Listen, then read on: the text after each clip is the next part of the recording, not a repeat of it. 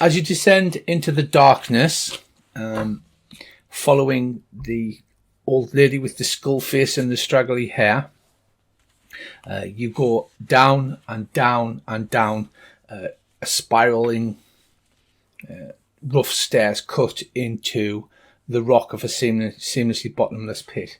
So the first thing we need to sort out is who's being who. Bracy is going to be the trickster, him being a trickster worshipper, and obviously Ryan is going to be Humact, him being a humanity. So we need, I suggest Earl is Orlanth, because anybody can be Orlanth. And so Dave, that leaves Chalna Roy, Iseres, Lank Mai, or Fleshman. Can I give you a tip? Yes. Not Fleshman. Anything else is great. Chandler Roy's like the healing god. Lank Mai's the knowledge god. Oh, he's the god of knowing stuff and definitely doesn't use magic. Not a sorcerer. Be Lank Mai then. Lank Mai. Right, so you're basically representing the deity of Lank Mai. You're effectively being his avatar in this Heroquest. The only non-player character that you have with you is Jinnajar, which is the Winter, which is a giant elemental spirit force. Because this is your Heroquest, what form do you think that you should be?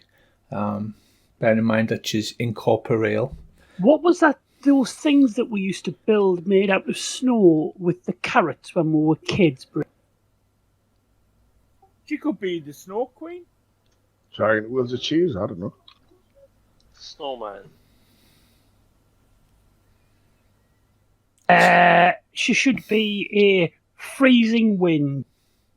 A freezing powerful wind. Whatever, guys, don't think of the Stay Puft Marshmallow Man. That's gonna happen. You look around at Bressy. Bressy's like, I did it. I thought of him.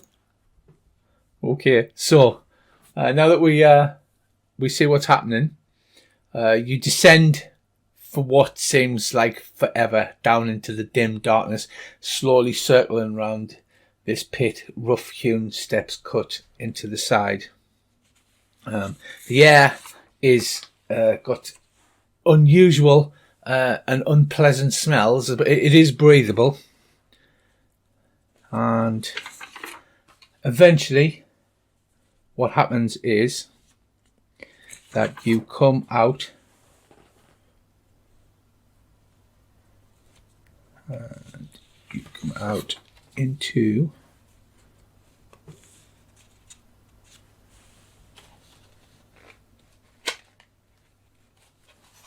sorry about this, I'm just getting the correct page. Right.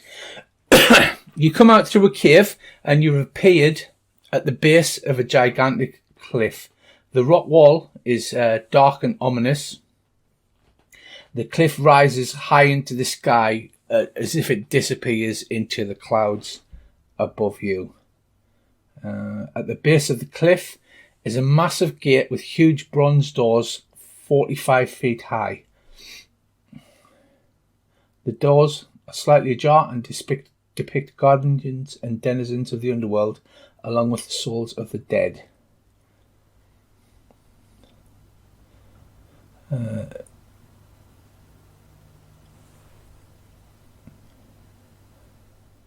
Bronze locks and door bolts can be seen on the front of the door, clearly meant to bar the door from whoever is on the other side of the gate. Standing in front of the gate are two demonic guardians, each standing twice the height of the tallest man. The first is a monster with a canine face and bulging eyes, a scaly body, a snake-headed tail and talons of an eagle and 4 sets of wings. In his hands are a mace and an axe. And the second demonic guardian is even more frightening.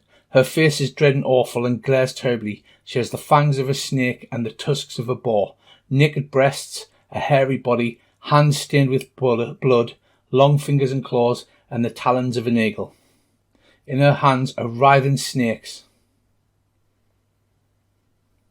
As you watch, the doors swing closed and the female turns and throws the long bolts in, locking the door completely. So can you gentlemen give me a religion roll?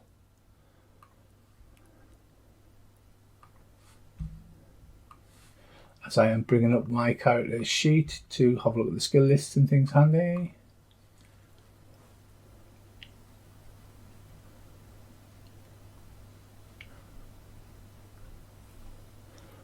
Are we there, gentlemen? Religion. Yeah, just trying to find it. Yeah, cult law, sorry. So, can I have some cult law rolls?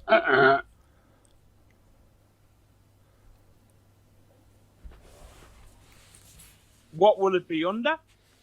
It's under knowledge, Dave. It's about, well, it's under C, under knowledge, cult law. Right, we're not going to be using standard Runequest rules for this. We're going to be using skills, passions, runes, and basically you state what you want to do. Sometimes as a party, sometimes as an individual, and then you roll, and it depends on the successes and the failures versus the successes and the failures of the opposing party. Wow, Shash, you are not religious at all, are you? Right, so only from amongst you stand there and scratch your heads. Amongst them, only Khaine recognises them. These are Kaldar and Sinjota, the demons that guard the entry to the Underworld. I'll reiterate that to the group. You know, enlighten them with my intense knowledge.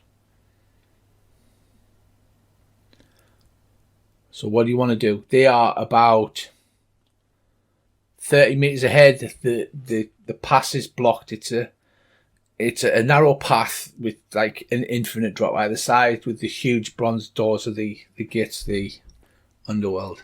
Have they seen us standing there? They seem to be not paying any attention. They're just standing, looking straight ahead. I could always ask them to, like, open the gate.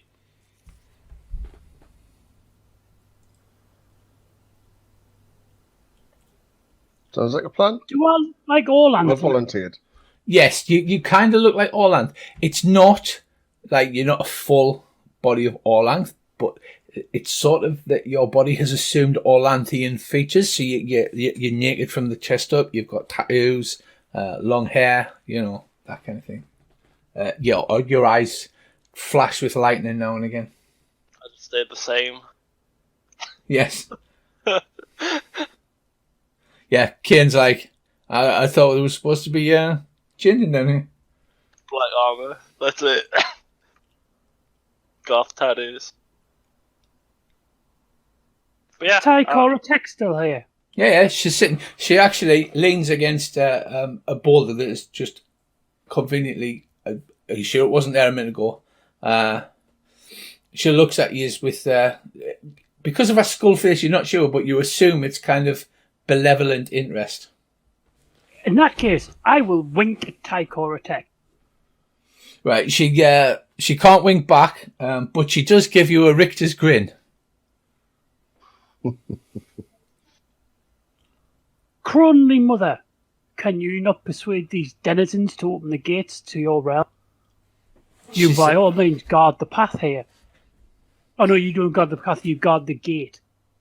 She says, "Heroes, while indeed it is my realm, I'm here merely to observe.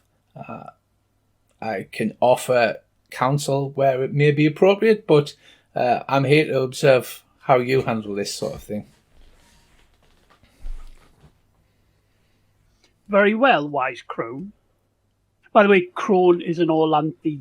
It's not a nasty, it means a wise old lady. That's what Ganny said.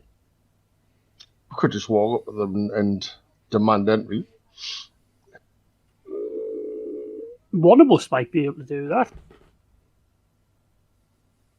One of us who's, sends people here quite often. And also guards the road that we're standing on.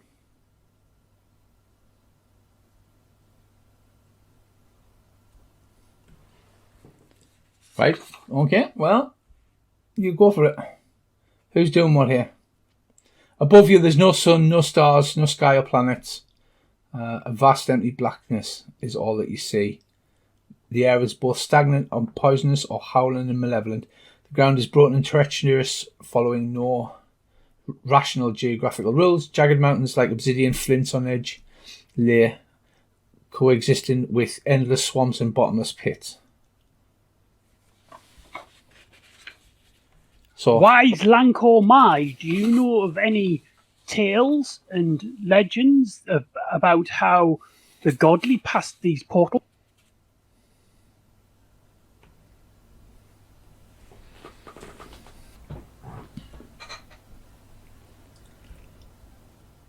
Q Davy. Davey, Oh yeah. Ha! Oh wait, no, I'm a different person. Yeah. Well, usually they trick them. Ah, well, If only there was a trickster. I will drag my trickster forward, for I am Orlanth and he is my trickster. this is true. Because Orlanth's the best. He's like, I see Orlanth as Gaston from Beauty and the Beast. I'm the best. No one's fights like Orlanth. Takes big shites like Orlanth. They challenged them to games to win entry. I will drag my trickster forward and say, gain us entry, trickster, or I will beat thee.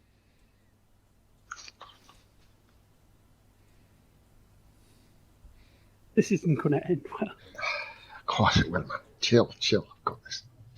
Right. I'll sort of slowly up towards them, Rich. Yeah. You saunter towards them. Even though the place smells vile and poisonous as it is, you can actually, as you get close from about 3 meters away, you can smell the breath of these gigantic demon folk. I'll stop when they, finally take notice and look down at us.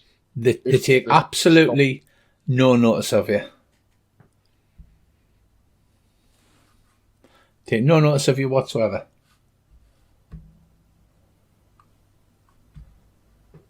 Okay.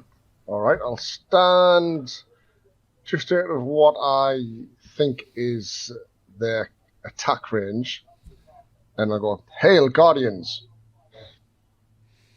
Right, the giant demonic beasts continue to ignore you as if nothing had happened. There's just one gigantic bronze bolt that's being placed in across the door, but it is out of reach because they're twice the height of normal men. So, but they take no notice of you whatsoever. You sort of do the wave in front of them, hello, but no, nothing. They just stand there, panting their vile demonic breath out into the night sky. How far away from the gate are they standing? They are standing about 2 meters in front of the gate. They're obviously some kind of gate guardians. This could go horribly wrong, but I'll shuffle into the middle between them both, and I'll walk between them. Right. You walk between them until you're up close enough to touch the bronze gate.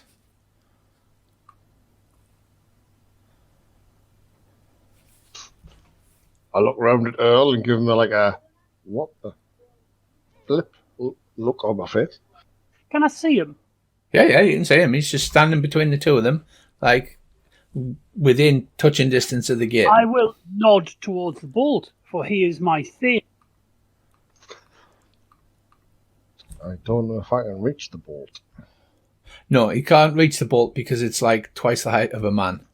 Can I just pick him up and put him on my shoulders? Yeah, you could just walk over and... How about just knock on the gate and... I was just going to say, I'll knock on the gate. Right. So you rap on the gate, but the second that your knuckles touch the cold bronze, there's a roar, and the mace sweeps down on one side, and the snakes come down, and in a thick voice, obviously because of all the tusks and teeth and sharp bits in their mouths, they're like, "No mortals!" And it takes a massive swing at you.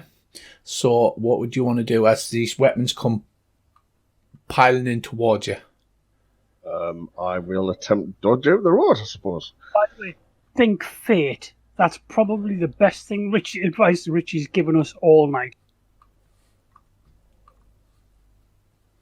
Well, I've just caused a distraction, so take advantage of it. Right, so go on, roll your dodge skill.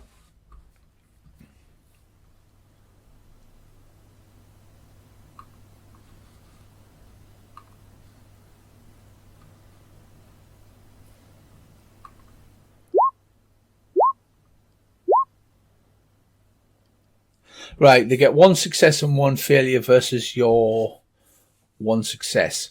So the poisonous snakes lash out and just miss your face by inches. Like the hot venom drips down from the fangs, lands at your feet, and it actually sizzles the stone where you're landing. But as you're trying to whip to the one side out of the way of the snake, the mace catches you in the midriff and like vaults you a full 12 meters backwards. You flip over in midair, but land flat on your back with the wind knocked out of you, about 3 or 4 meters away from the rest of the group. There's a loud oof as Brissy lands on his back. Have I taken damage, or have I just been knocked back? You've a blow like that in a normal sense would have probably knocked you clean in half, but you seem to be winded, but not. There's no broken bones or anything like that. Right, they've just attacked my thing. I'm having none of this. I'll point at Lanko and Humac, and I'll draw my spear. Do I have a spear now? You have a spear made of lightning bolts. Yeah, that'll do. And I'll march forward and in a commanding tone say, "Beasts, move away. I am no mortal. I am all and move away from this door, or you will tussle with me." Right, apart from you, and I'll point at the female one. You, I will keep to them. And I will try to do some Orlanthe type seduction. Right, okay. Good job, man. Yeah, good job indeed. Okay, well, in that case, give me a wind rune roll or an rate roll, whichever you think is appropriate. An air rune? Where the hell is my air rune? Oh, I'll do air rune.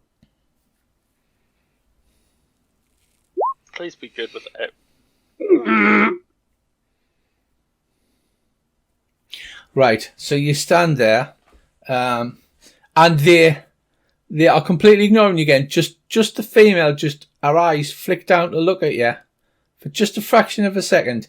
You stand there waving your lightning spear about, but unfortunately, you haven't seemed to done any of that.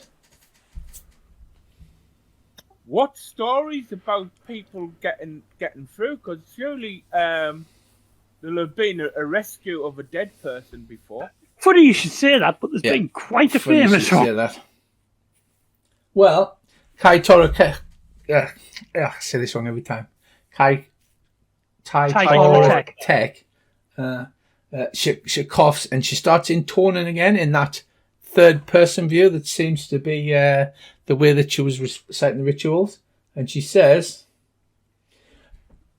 Kaldar and Sinjola are nearly impossible to bypass if they are together. However, one of you seems to be on the right path, as someone seems to have caught Sinjola's eye. Ah, okay. Go on, Orlan, you've pulled.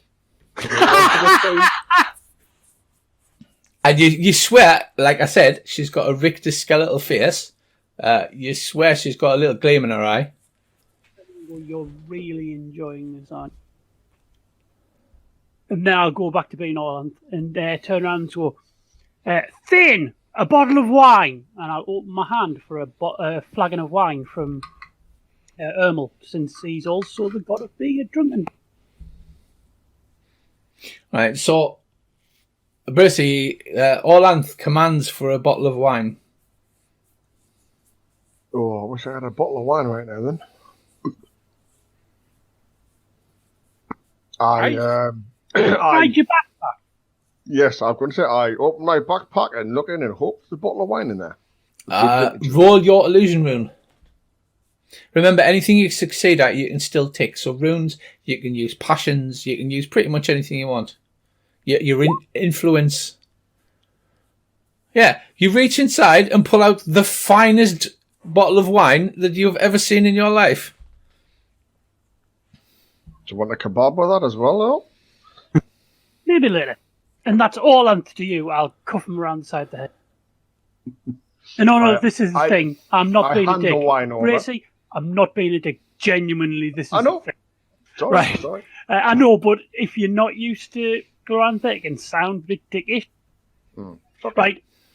I will march forward and pull the stopper of the wine off with my teeth and go, "Pretty lady!" And I will stand there basically with my legs apart, holding the lightning spear between my legs and say, "You should come with me into the darkness." Look at the size of my enormous weapon. Yeah, I'm right. going to show off like a mofo. What do you think this should be? A rune? I think I should try harmony. Form. Fertility. You think you should try harmony? Yeah. The harmony rune. Certainly not truth. How much harmony have you got? Please tell me Not that. enough. What? Why is my rules not showing up? They're No, showing up to me. That says 56 on my screen. The dice are lying. Right, I'll stand there waiting to, Right. Aha! No! She has not imbibed the wine of resistance. Okay, so I know with an elder, when she has had enough wine, her resistance lowers to virtually. right. Well, I am going to let you. She's obviously impressed by your tattooed, muscly chest, and your impressively large lightning weapon you hold them between your legs. So I am going to allow you to.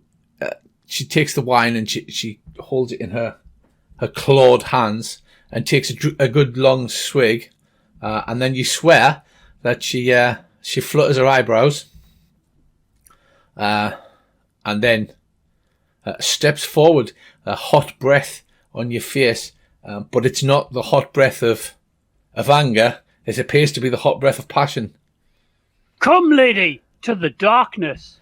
So you lead the lovely Sinjora off into the darkness, and I will do what you think Orlanth would do in this situation, which you know what that means. So it all goes quiet for a few minutes. The rest of you look at each other as go sort of like, what's kind of going on? And then you hear the most outrageous demonic bellow, and then it sounds like that Earl has engaged in some kind of hand-to-hand combat with the young lady,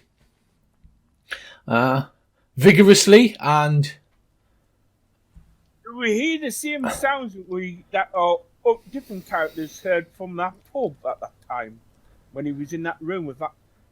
yes, you do. Only if he was holding the jackhammer. Roll 20 says my connection's been. Yes, Yeah, same. Anybody Mine else? too. Mine has two. Oh, well, we are definitely going to have to make it. Right. We'll just So, bollocks our the way. rest of you, Earl noisily and vigorously makes love to the demon woman, often just thank the Lord that he's just out of sight. He's far enough in the darkness so you can't see what's actually going on, but it sounds horrific. The other guy, the other demon, actually sort of looks a bit nervous for the first time. Alright, time to kill this bastard. Then. Ha Holy sword out and That is so humour. Have you seen this thing? It's called death. I'm going to show you exactly how it works. Yeah. Okay. I'll approach him and yell at him and say, "Hail, gatekeeper! It's time you die!" And go and just plunge me sword straight into his abdomen. Right. So, Khaine draws forth his sword. It's not the sword that he normally wields. This is kind of like glowing black all along the blade and the hilt and everything, and it just radiates an intense cold that you've never felt before. So please give me an appropriate roll. Do you think just a sword roll, or would you a death rune roll? I can do a death rune roll. I mean, sword roll's better, but I think death rune.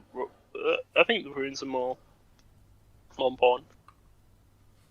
Okie doke, I'm good for that. Yeah.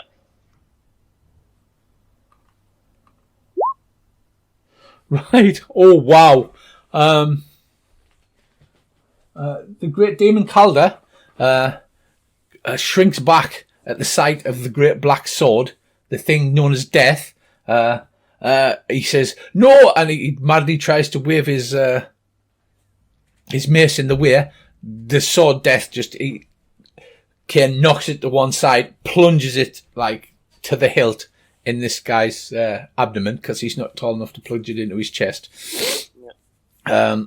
And the demon, like howls, spews great ichor and acid all over, and then falls stone dead to the ground. I'll wipe off my sword and sheath. I'll be wiping off my sword and sheathing it soon as well. Alright, Underworld, do you want to help us with this gate? That's you, Brissy. Yeah, sure. I'll Hurry up, I'll broken Briss. kneel down and get him up to stand on my shoulders, and I'll lift him up so he can get. Right. You lift Dermal easily upon your shoulders because he is only a light fella. And then you just pull the great bronze bolt open. Yep. Right. So with a great creak, the bronze bolt is pulled back, and If I hear the this bronze creak, gate I'll get her swings the over. gravy stroke quick so she doesn't get distracted. Right. Okay. Right. What you complete the deed, and while the demoness lies there, cooing and stroking her bellies with her many clawed fingers, Orlanth appears back from the darkness, girding his loins and sheathing his mighty weapon. I'll go. All right, lads.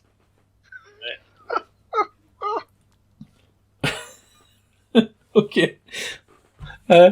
Oh yeah, I'm skyclad on that. I'm all on. Yeah, you're skyclad. You've got just a small girdle to hold everything in place. Let's quickly pass through these gates, fellows. Yeah. Onwards. Right. You walk past. There's just this black stain on the floor where the other guy used to be standing, and there's a chip that looks like an enormous, powerful sword has just driven straight through and into the door. It's took a chunk out of the door. You pass through the gates of Calder, and the bronze doors slam shut behind you, and the sounds of locks and bolts can be heard. The way back is shut, and the only way forward is an endless spiral stairway carved out of the rock. The stairs lead down into the formless black, winding around a seemingly bottomless pit. Let's go then. They're singing our song, boys. Yeah, let us go. Yeah, so you head down. Eventually you come to the bottom. You look out across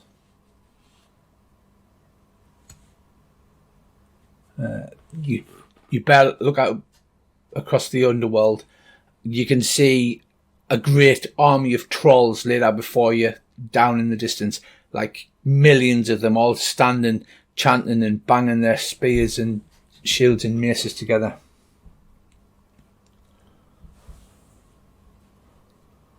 Oh, yes. Now, where are we heading next? Right. Ty Kora Tek says, well, I'm pleased that so far you've managed to stick to the myth. That was most amusing. Turn round and go, what myth? I assume that Ty Kora Tek's like acting as a sort of, well, no, I'll not assume, but I'm going to speak to Ty Kora Tek out of character quite a lot, if that makes any sense. Yes. Like as my character as opposed to as my all. That's absolutely fine, yeah. And I'll literally go, what myth? She says, well, you are following the path of those gods who have gone before you. Not quite as eagerly or as vigorously as some people seem to have done this time, however. I'll wink at her. I am all around. Sorry.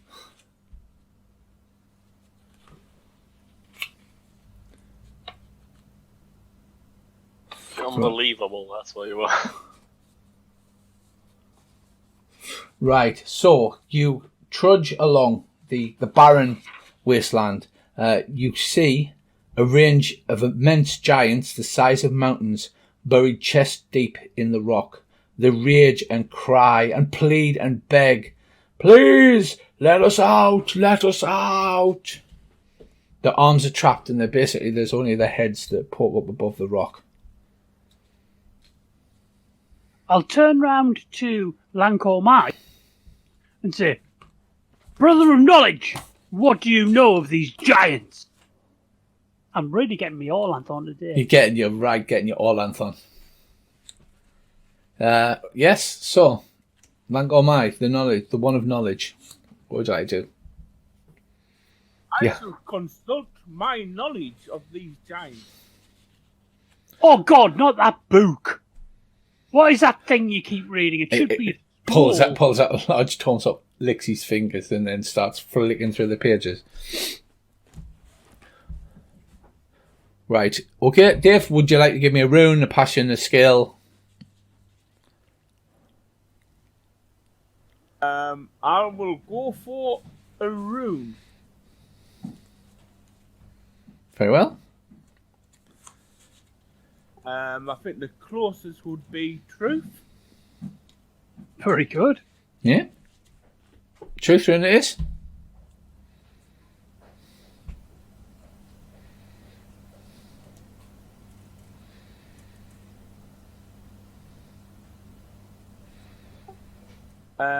It does work when I press the rune thing. A box of input volume. Yeah. Just hit OK because it puts up the modifier thing. So I'll just hit it. Oh, nice. Critical. All right, Dave. You consult your knowledge, and these appear to be the giants defeated by Orlanth and cast down into the underworld. Because Orlanth has defeated just about everybody, to be honest. Because I am the best. He's the best. He cast them down himself with such force that they impacted and buried themselves up to the chest in the rock. God damn, I even made myself hard. something's seriously wrong with you. Have you ever wondered why I don't play Orlanthe? Right, Kora Tek leads you on, and the it starts to lead out into a flat plain with jagged rocks sticking out. Obviously, the giants are off to one side, and ahead of you, you see an enormous Nightwood, and she intones. And the heroes approach Nightwood, the place as timeless as the dark of the forests. The path apparently leads around the outside of the Nightwood, to the south. Why are we going round when going through would be fast? So you follow the path, and you're planning on just plunging into Nightwood. Learned brother, what do you know of the actions of others who have come this? I have no idea on this myth. Genuine. I shall consult my book of proof and knowledge. I love this game so much. Yeah, on the way there, because you haven't stopped to eat, Brissy's been using his illusion rune and pulling out food and water for you to drink and to eat pie and ale to feast like the heroes of old on the way there. Doesn't Langomai have his meat between two slices of bread? It is apparently said so, yes. Although why one would do such a crazy thing is unknown. Apparently, if you put cheese between two slices of bread, it is called a cheese trap, and it was invented by one of the followers of human. Not doing this again. Right, Dave.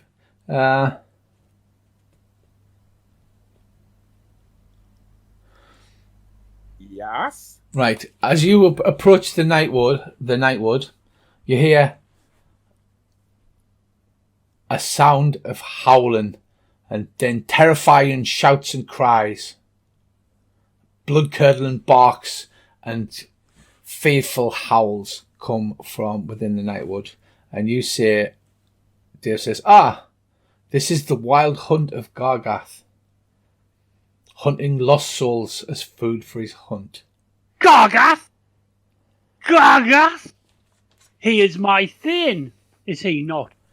Right, so you approach the wood. It's deep and dark and scary as any wood that you may have seen in a film or read in a book. That's not scary. I'll pull out me lantern. Let's go. Let's go. Right, there's a semi-translucent soul of a man breaks free of the wood, runs across the path in front of you, panting and howling, and he looks back with terror in his eyes. And then there's just an awful barking and howling, and an enormous pack of hounds, gigantic ones, like the big Great Dane type hunting hounds, come pouring out. They quickly run him down and savage him to the ground. Who let the dogs out? Who indeed? Huge slavering wolf dogs with grey fur, glowing red eyes and breaths of fire. They then turn round and they come to surround you in an enormous circle. They're literally breathing fire from their nostrils, and they've got glowing red eyes. And then out of the wood comes a rider, riding an 8-legged steed with the beak of an eagle. Right, so he's armed with a long barbed spears. And Earl, can you please make me a lore roll? I'll click it, but I'll probably. Really hoping your rolls don't suck as much as the have. They always. Oh my god! Right. You're welcome, my son. Right, he says, more souls to feed my hounds. Earl, This is Gargath. this is Gargath. You recognise him as a grey dog. Aha! Garg! I'll scream. The hounds sort of Gargath! take one pace forward, pawing at the ground, whining, slavering because it looks like they're going to eat well. I will smash the butt of my spear into the ground and cower the dogs because I know.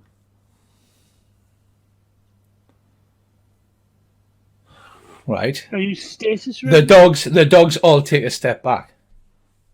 Gargath! Morgoth, you coward! Face me without your friends. Right. The grey dogs are mine, not yours.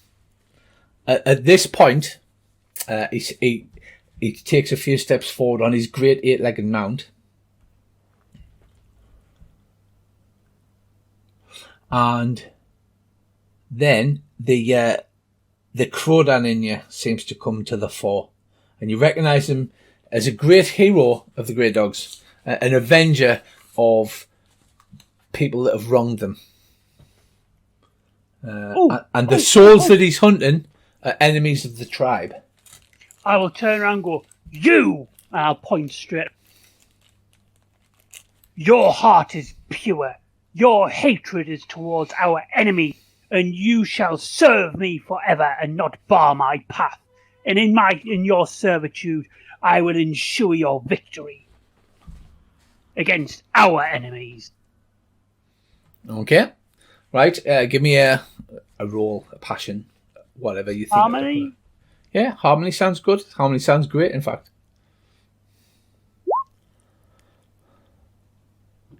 A success. Right. He loses that scowl on his great visage, and he looks down. He pushes the brim of his helmet up, and he says, "Is that Krodan?" It is. He says, "Your soul, it should not be down here yet. Oh, dost thou Heroquest?" I doth. I says, it is good that a grey dog comes down here. I very seldom meet one of our own people. For they're cowed by the Lunars, and we shall destroy them.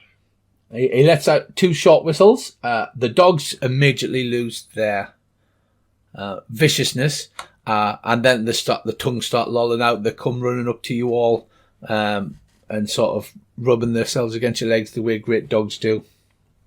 I'll pull out some food for them, because I've got fresh steaks on us. Of course you have. Yeah. Bracy, the dogs are all sniffing about you, snuffling you with their nose. They're taking care not to burn you with their great fiery breath, though. That's useful. I'll give him a pat. He says, "Well, I wish you folks well on your quest. I have filthy souls to hunt down amongst the nightwood." My lord, I'll say as Krodan. And he salutes with his great spear and turns his steed around, and him and the great pack of wolves or Great Danes or whatever they happen to be, they all rush off into the nightwood. That was rather successful. Ty Kora I'll Tek turn says, round to Bracy and go, that's me gaffer. Ty Kora Tek says, in tones, "Well, that didn't go the way it went last time, but a win is a win, as they say." I'll turn around to Ty Kora Tek and say, he is a great man. He will continue the rebellion against the Lunars till the end of time itself.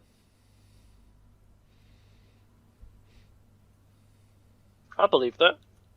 I believe that. Of course you do. Hey! Right.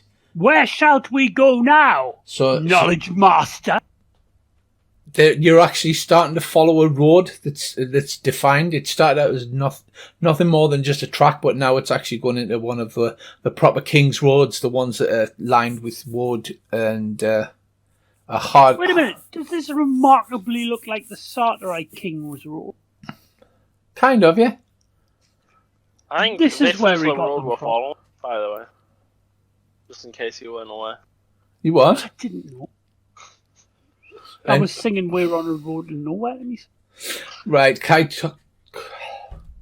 Kora Tek, then in tones. After the heroes left the nightwood, they must join the path of silence. And you walk around the outskirts of the path for several hours, and then you see a great procession of the recent dead. You see brides, unwed youths, and old men who had suffered much. There are girls with their tender hearts freshly scarred by sorrow. There are great armies of battle dead with bronze spears and axes sticking out of their bodies, a bit like Beetlejuice. There are Sartorites and Lunars, Voxelings, Mascatonians, Praxians, Ezrolians and Grazers, men and women of every nature, some nation. Some are kings, and some are thanes, born by noble steeds. Others are naked or wear mere scraps of cloth. Some are mere skeletons, others are fully intact, all markings of their life and death. There's a great procession, and you get the impression that this procession proceeds on to the next stage. I will turn around to Humact and say, these people walk the road of your making, brother.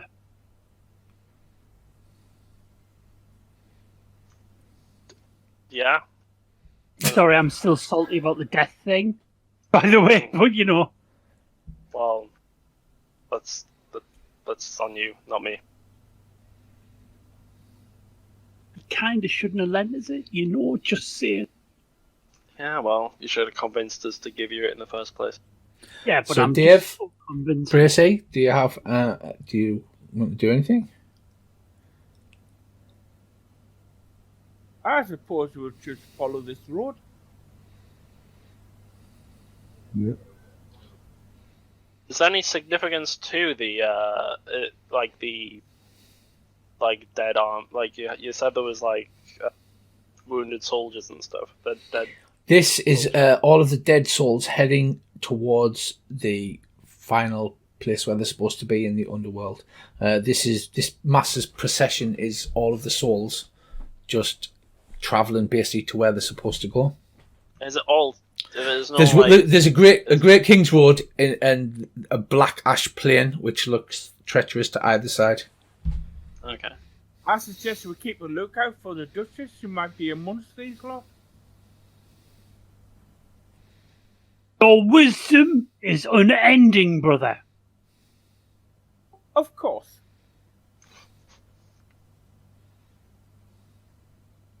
So, do you continue to follow the road? Yeah.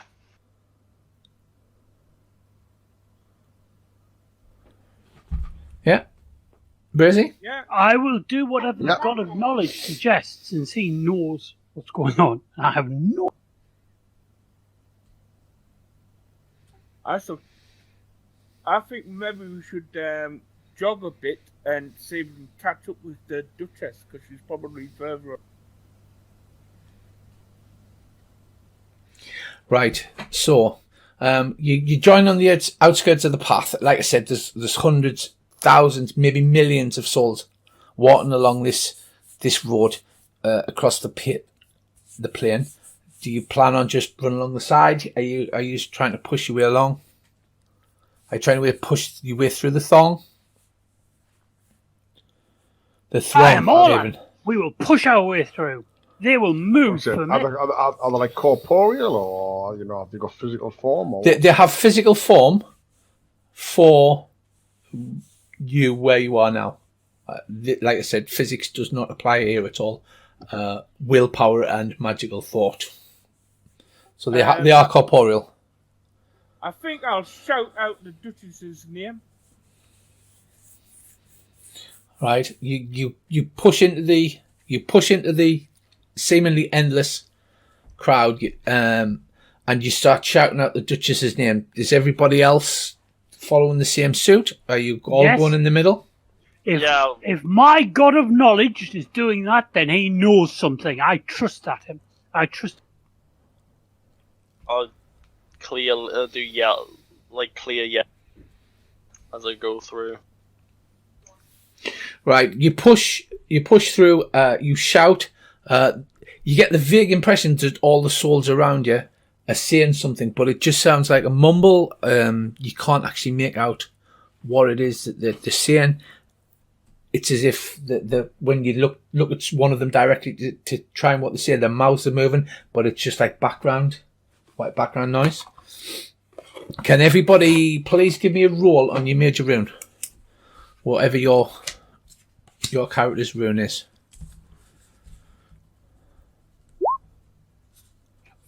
fuck's sake. Oh. Ugh. I'm sorry for swearing, right, to the people who are listening, but my dice hate Your dice hate you.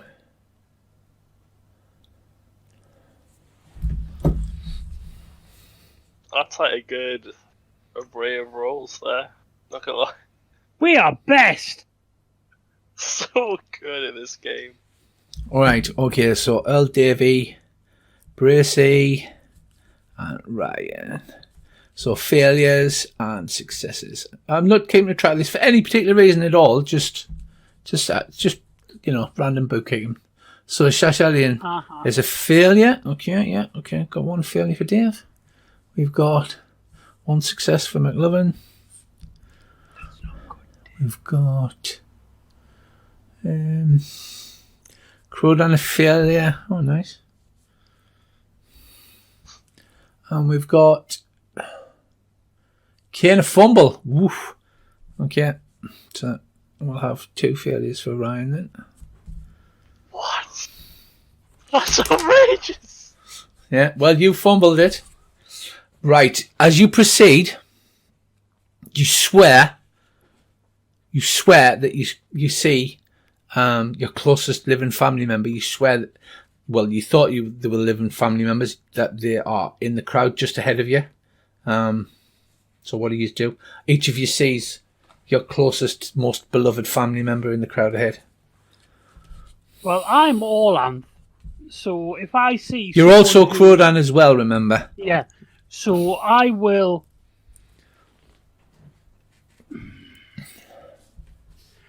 try to keep on the path. I'll try not to be distracted in my honour of death. For the death, people die. And it's awful, but they serve their purpose in life. Okay. Right. Ryan? I failed. Holy shit, I'm awful at this game. I'll briefly look at them, acknowledge that they are there, nod at them if they ever, look back at me, but I will gaze past them thereafter. And walk. Right. Okay. Bracy?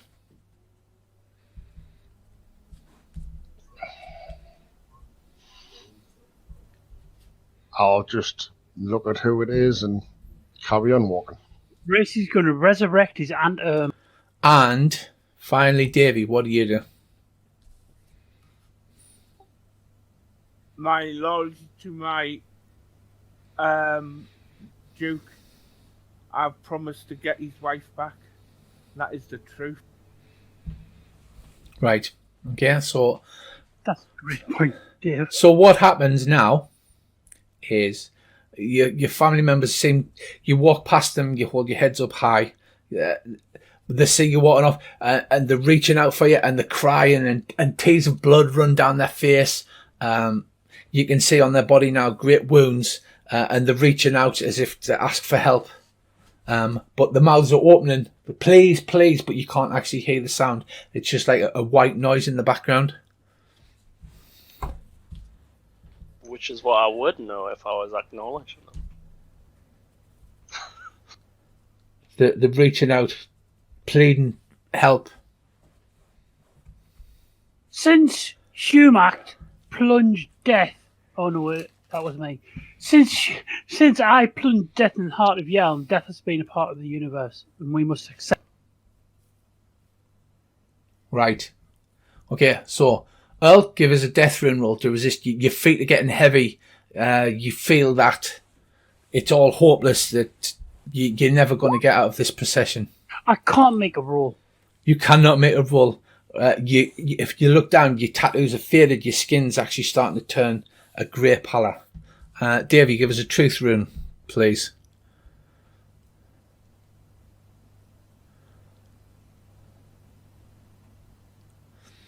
And Ryan, right, Dave, you feel the same. You feel like you want to give up, to just join the procession of the dead forever.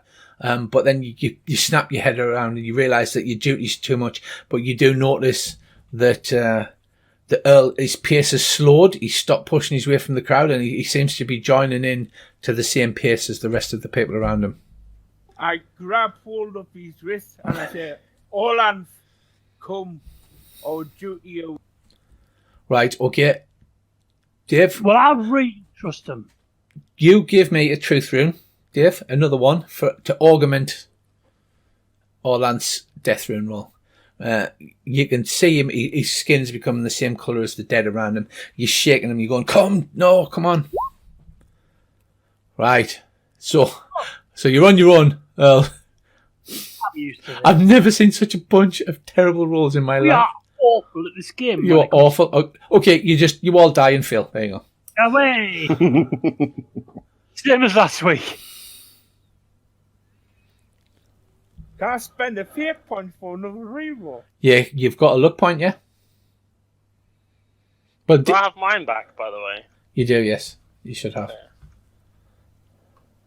So what's the luck point? It's like a reroll. Do you see the luck rune thing that's above your head? I've also discovered how to draw cards as well, people. You see the little card that's sitting up at the top? Yeah. Yeah, you click and drag, and you can drag that out onto the desktop.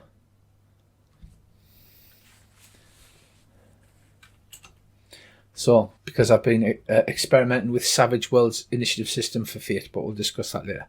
Right. So, do you want to re-roll that, Dave? I mean, Earl still gets a roll because you're trying to help him.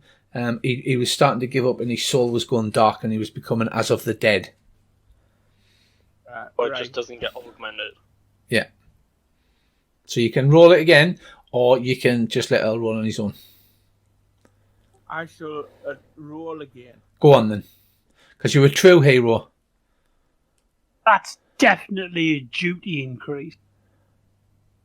A special success, so you get plus 30% on your roll, Earl. For your... He's going to slap me, isn't he? You're going to roll 96 and fail. 96 to 0 is a complete fail. Is that me? Sorry. Yes, you rolled, but you've got plus 30% bonus because of I'll roll again, sorry. your Death rune. your rune, yeah? Harmony, death, whichever you think is appropriate. You tell me. All rules. Hey! Right. So you pull yourself round, your skin's gone a pallid grey, and then you shake your head vigorously, your long hair swings about, lightning crackles off it, and then your tattoos burst forth in a glowing blue, vivid colour and you shake off this pallor. In great, I will literally wrap my arms around like Omai and say, "You are truly my." Wait a minute, it's all. You are truly my thing. As long as you don't ask me to go into the darkness with you. I'll try not to. I think that the darkness should not be mentioned again. To be fair, I think our cat's going to be pissing himself at that one. yeah. Let's not talk about the darkness. Yeah, no. All right. Or like okay. we call it, the humpy time. Okay, Ryan and Bracy, can you please make your rune rolls to see if you join in the procession of the dead?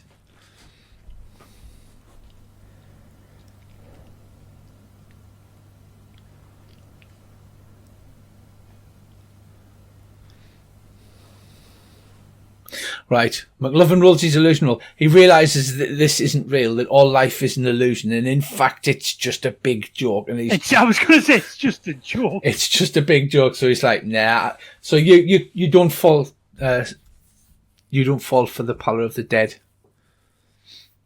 And Khaine is obviously the god of death, so he's quite happy. He's like, yeah, this is perfectly normal. Everything's normal, lads. Keep going. Detached from death being a permanent thing. It's kind of like just a thing. Death is what happens to other people. Right. Keeper knows that for sure.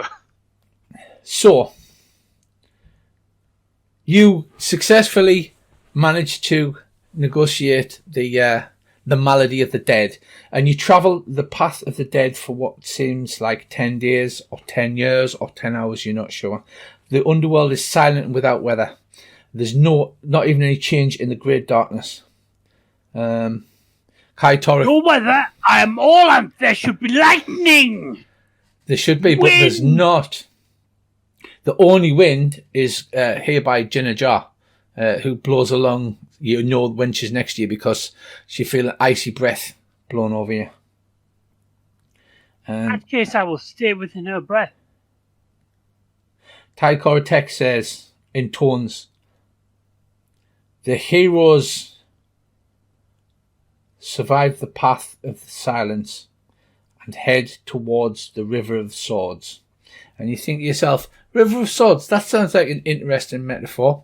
And just as you hear that, you hear the great, incredible din of metal crashing upon metal.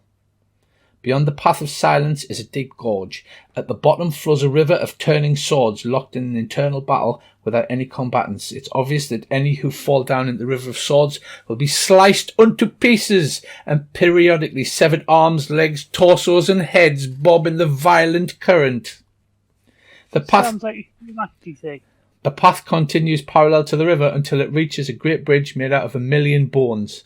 At the centre of the bridge, which looks kind of like the picture you see before you, except made out of 1,000,000 bones, at the centre of the bridge stands a giant skeleton holding aloft an immense bone staff. As the dead file by the skeleton, it ignores many of them, but others it knocks off the bridge with its bone staff into the chasm below, and thus rending them asunder upon the River of Swords. Ty Kora Tek intones, the giant is Janek, a gatekeeper of the underworld. He is charged with keeping perjurers, oathbreakers, and those who violate hospitality from crossing the bridge. Ray, sorry to interrupt. Hi Richie. Hello. Good New Year, Nat. And hello everybody. Hello. Hi, sweetheart. Same to you, darling. Right, sorry about that. My wife needed to say hello because she loves you all. Your wife should come and Or play. the heart of her bottom one. Your wife should come and play. So there. She should. I've been telling her she should. Janek, the gatekeeper of the underworld, is charged with keeping perjurers, oathbreakers, and those who violate hospitality from crossing the bridge. He casually just sort of flicks his staff to one side. There's a short wah as somebody, as you can see in the picture, is hurled off the bridge into the river. But that river is a nice flat river made of water. This is a sharp pointy river made of swords. Best type of river. Okay, let's go. I want to approach the big boned. He Well, looks. I am Orland. I respect all the things he has said. In fact, I am about that. So I have no fear, and neither has anyone here, apart from possibly where's he got a car. Midway whilst he's rambling, it's just pull him firmly and no messing around. I will ruffle my cloak of darkness so it covers. Right. Unlike the demons you saw at the Bronze Gates, the Guardians, this gentleman is scanning back and forth across the crowd, and then obviously he's picking somebody out and just with a flick of his giant bone staff, cascading them into the river. So you're standing in front of him. He actually looks down, and it looks as if he's looking straight through you, Earl, but... I will literally stand there and take it because his gaze lingers on you, but then moves on. Again with Ryan, obviously he's not allowed to lie. Him being a fully member of the truth. Can I furl my cloak of darkness and cover Ermal, since it is my duty? Yes, it may be a bit of a problem to cover the trickster. Do you have a plan, Bessie? You say this. Yeah. This seems to make you uneasy. You've got a vague feeling of unease at this point. You're sort of at the beginning of the bridge where the weird creature with the wings, the manticore looking thing is. And you've sort of pulled up and stopped, whereas everybody else, you're standing and the sea of the dead go around you because you're feeling distinctly uncomfortable. As you're watching, and you're looking, and then there's a casual flick, and a body goes wah over the top, and then you sort of turn and you lean forward, you're looking over the side of the bridge, and you're just watching all these bits of body just like getting sprayed into the air with a fine red mist, and chunks of body are thrown up and down the river. So the Duchess is being thrown off. Just have no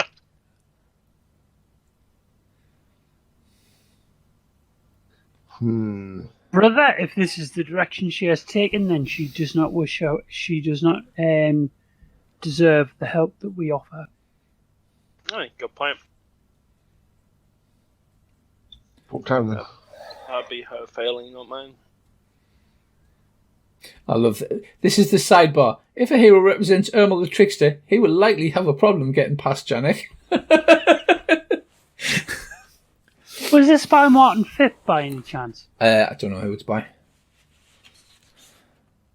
Right, so you don't have to just stand there and take it. You basically, like I said, it's fate. It's like fate. You tell me what you want to try. Tell me what passions you want to invoke. What runes you want to use. Do you want to try being invisible? Right. Do you want to try bribing him? Do you want to try sleeping with his sister?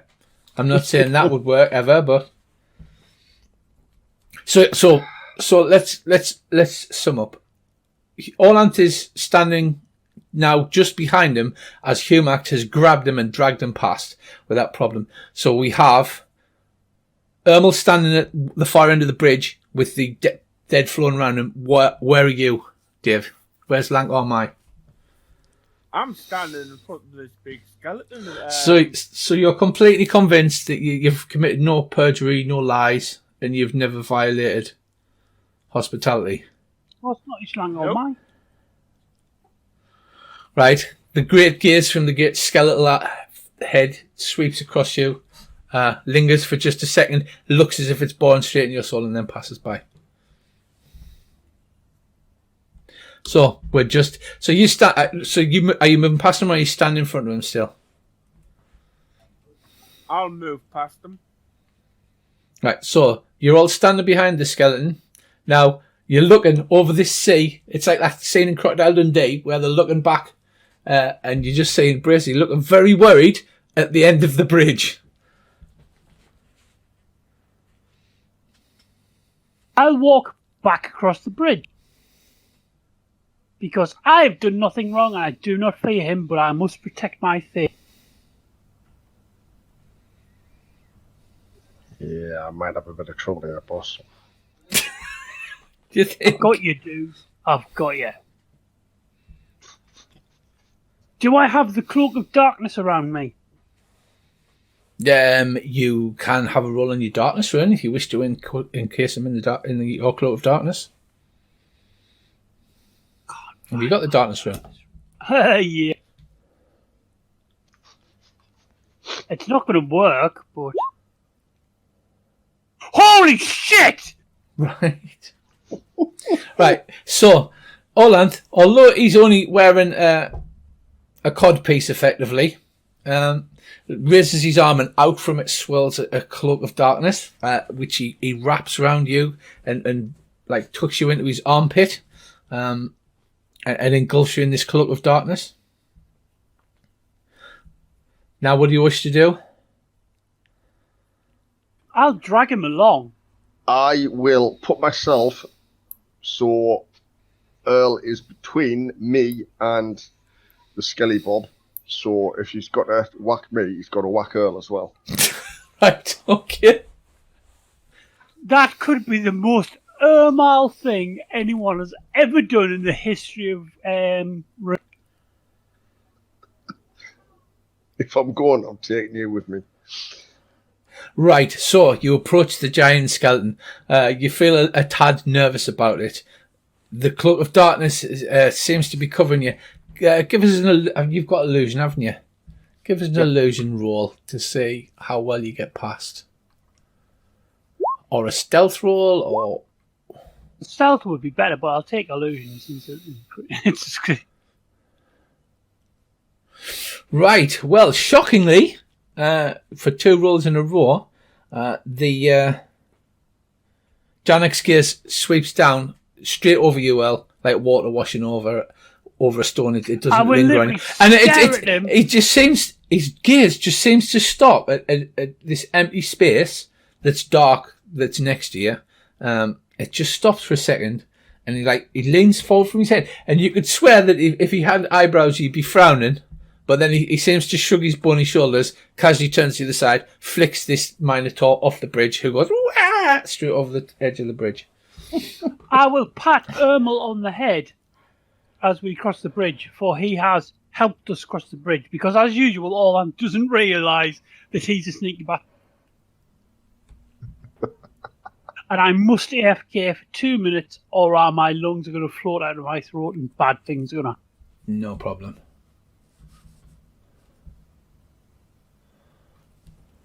So, how are you liking it so far? It's canny. It's different, but I'm enjoying it. Yeah, not quite exactly what you're expecting. I don't think I've ever done anything like this before, so it's like,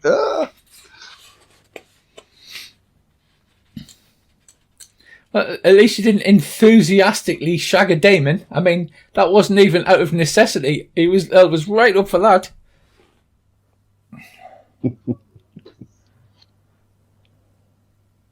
He will be reminded, don't you worry.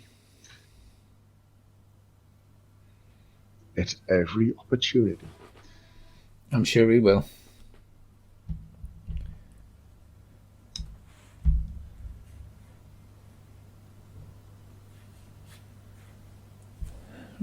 Okay. You should have made him roll to see if you got the clap.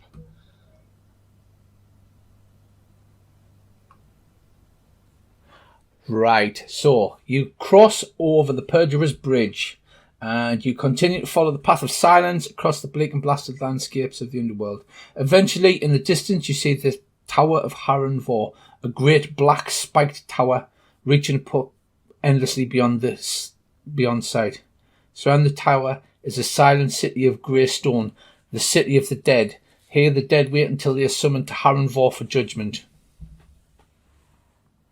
The city of the dead is surrounded by a stone wall covered in brightly coloured murals and bas-reliefs depicting gods and demons. A great open gate leads into the city and towards Haranvor. Around the gate are carved powerful protective spells that place the city under the authority of entities variously named Darhudan, Darhudana, Grandfather and Grandmother Mortal, Dakafal and Haranvor.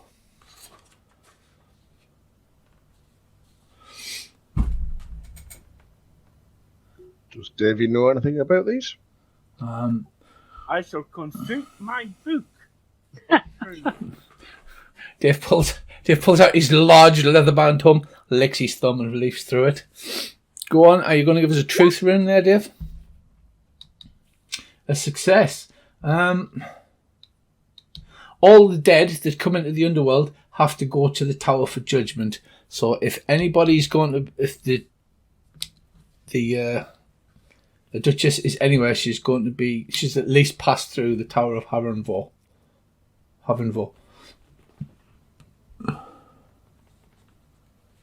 Right. Ty Kora Tek in tones.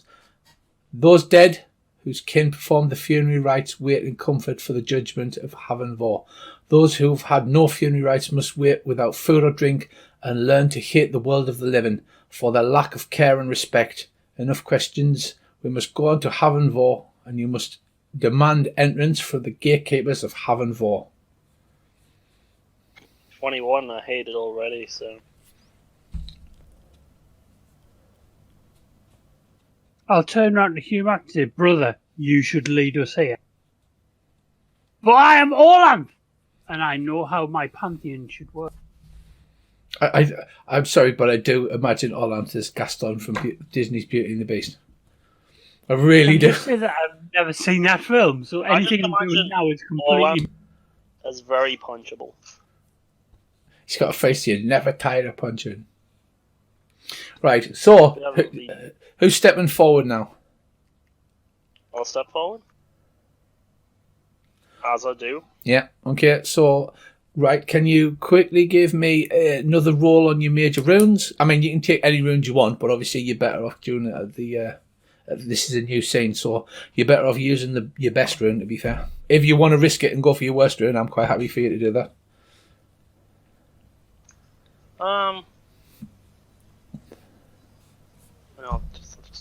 I'll just roll me death rune. 100% on the death. All in on death.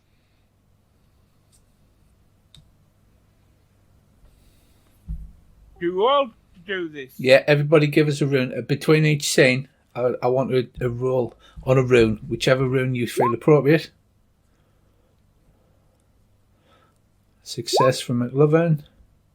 Success from Shasellion. Yeah. Bloody hell. And Krodan succeeds on his movement rune. Woohoo! I want movement because I figured it wasn't my highest rune, but it was also something that might help. Do you know what I mean? Like mixing stuff about and being not where you want they expect you. Because I'm cool. Right, so you push forward. The city of the dead is vast, with hundreds of thousands of tombs, mausoleums, monuments, crypts, and sarcophagi. It's not a city per se. It's like, you know, those the Mexican graveyards where they're basically the size of a city. It's like that, with a tower standing in the centre. You walk forward, or rather you follow the flow of the dead heading towards that, and at the gates to the tower, great golden doors depict the judgment of the dead by Krodan and his sister Darhudana. At the top of the doors are the gods and goddesses of the middle world and the sky, and beneath them are the judges of the dead. The door is closed and the gate is watched by a winged guardian, a beautiful bare-chested female carrying a key and a flaming sword. Does anybody want to make me a cult law roll? Hello. Yes. Sorry.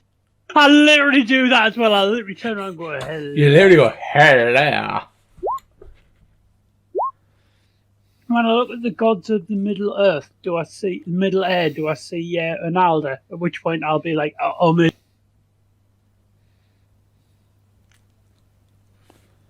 Right. How can you be so bad at cult law? Everybody gets cult law as a starting skill. Yeah, You- I've got a 5. You literally did not go to class.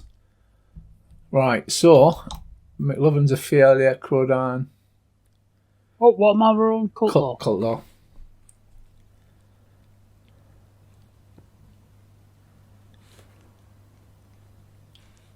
I'll put my glasses on. Made of lightning. Your lightning glasses. Lightning glasses. No, I'm No. bad at this. Right, so Khaine and... It's just Khaine again, isn't it? I mean, He's good at death. that's the story of our part. Really. What's Khaine saved us again? Oh, no. Khaine, she is Kulsulva, the porter of Haven Vor. And she stands there and she is taking the petitions for people to enter. So you're in the lead, Khaine, so what would you like to do? I'll lead the party up to go speak to. Is she seeing people in like a queue order? Well, like, how is that forming? it's kind of a throng, and she seems to be picking people out. Apparently, what seems to be at random, but in effect, it's due to their force of will or personality that they seem to be. So you step forward and you step to the front of the queue. You lot being the Heroquesters.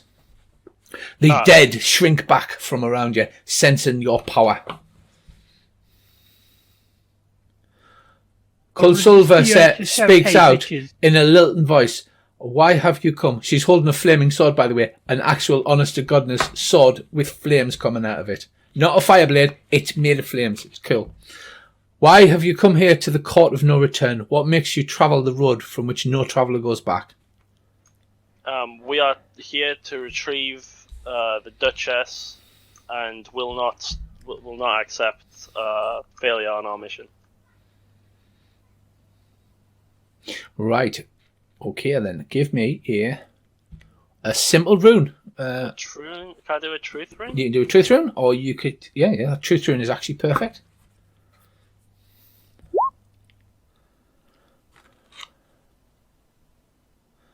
I will stand next to him to try to influence his role. Since I'm Just by you know that. It's just, I'm Orlanth.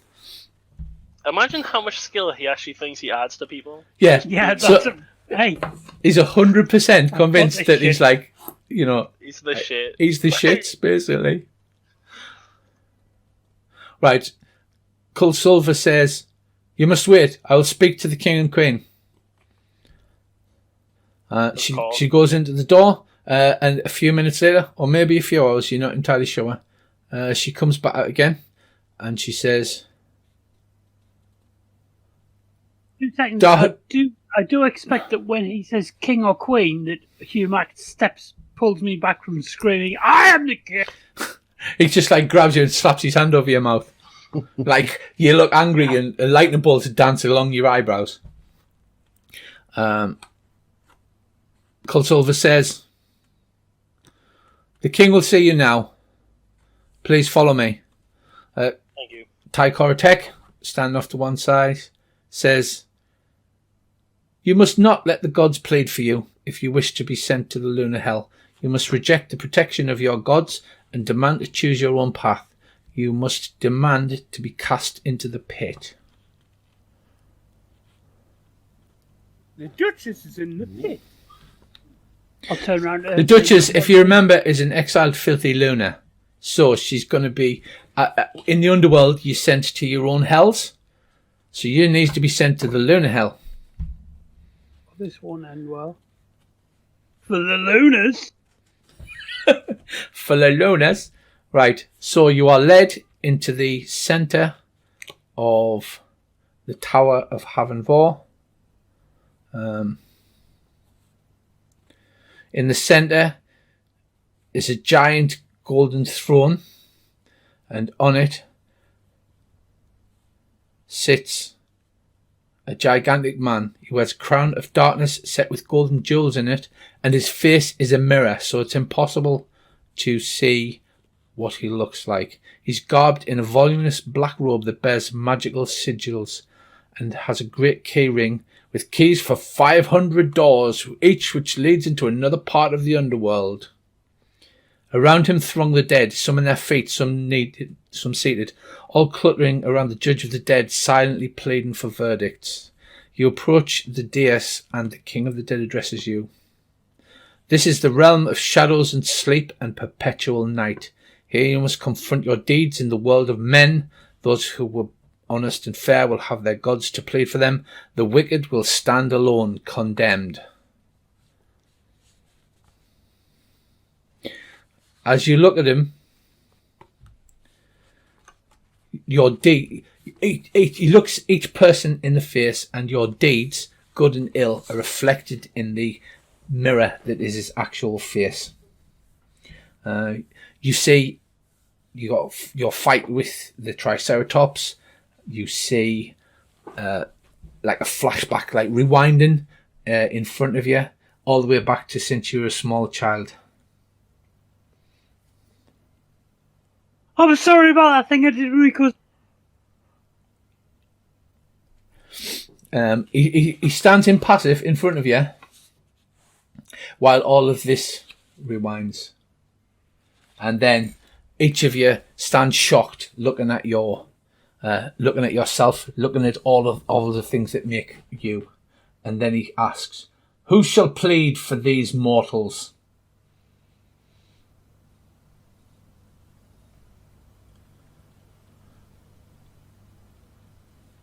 As he speaks to you specifically.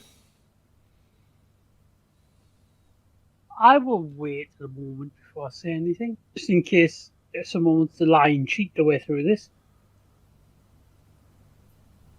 We speak for ourselves. He says, As is the way, brother. He says, "But your balance is tipped on the side of virtue against your evil deeds. You may have the protection of the gods and proceed to a hell that is good and kind to you." No, for we shall proceed to the lunar hell, the hell that is most avoided for the person most hated, for we shall pluck the wife of our enemy from there, and we shall tell that enemy how much we will give them compassion. In return, we expect their remembrance of this compassion in the future. Before, this is a war not of minds, but a war of souls. And in a war of souls, we can only win if we give our souls in risk. He looks taken aback, which is impressive for a man with a mirror face. He says, "Not since the disruptor ransacked my hall have the living dead challenged me. So, can I have a party, which means everybody makes a test? You can either roll air, death, or disorder runes, if you have them."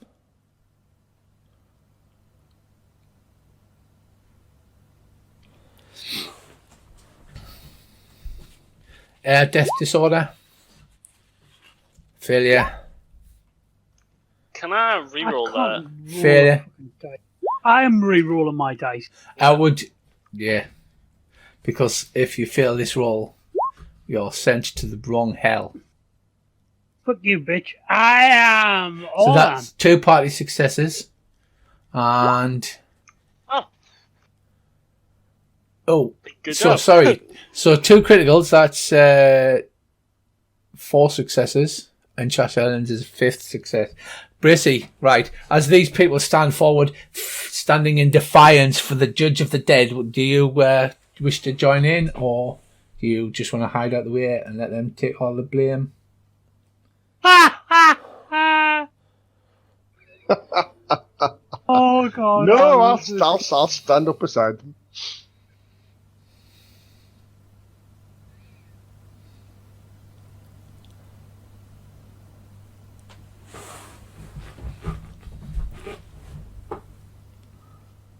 Right.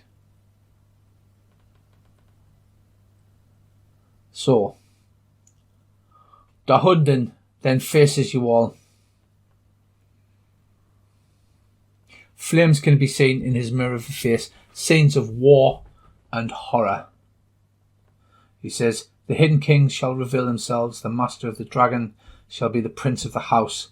The prince shall relight that which was extinguished, and with all that glorantha shall be sundered." And he says, "Cast these foolish mortals into the pit." And he holds his hand out dramatically, swishing his black robe about.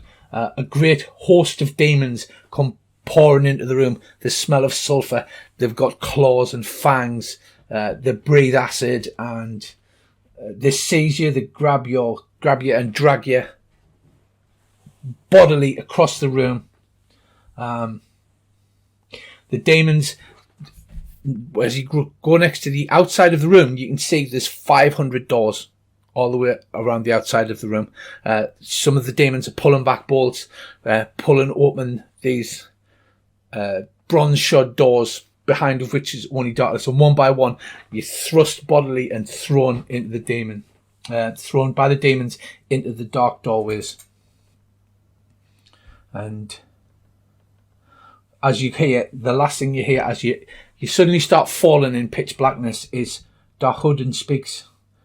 "The gate to hunger, madness, fear and disease stands open wide for you, and it shall be easy to pass. To retrace your steps, to climb back to the open air, there the struggle and the labour lies." And then you just hear a boom as the doors are slammed behind you, and you just find yourself falling and falling in complete blackness. I'll float gently downwards. You land in a stone passageway.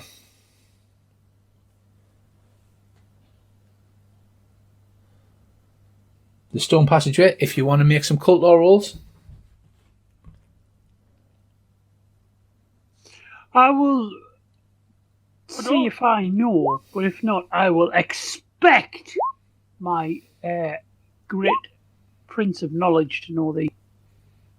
I shall consult the book of truth about this path. Right, you call out and you can vaguely hear each other echoing. You can't see each other in the passageway, but as if you were standing a very long way away, you can just sort of hear each other as you call out. That's eerie. Right. Well, I will not trust the echoes from Dave, you are in the pit of hell, in the corridor of fear. Right. We're in the corridor of fear, lads. You're in the corner of fear. That's what Well, you that's a hear. bit pointless. I am all. I fear nothing. I truly fear nothing. Right, so as you walk down the corridor, you still don't see each other. If you call out, you can hear each other, and if you, in fact, try to walk towards each other, but you never actually seem to get any closer. I am all. I will stride forward. The darkness seems to come in upon you, and just outside of sight, but on the very edge of hearing, gigantic beasts seem to be lurking, waiting for the very last instant to leap upon you and tear you apart limb from limb. I will pull the cloak of darkness upon my shoulders and laugh upon them, for I have beaten darkness before.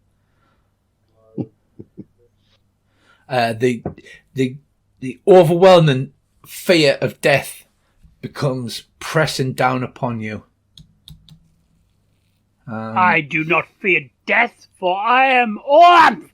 You feel it pressing down upon you like it was almost a physical thing, like a giant bookshelf being thrust down upon your head.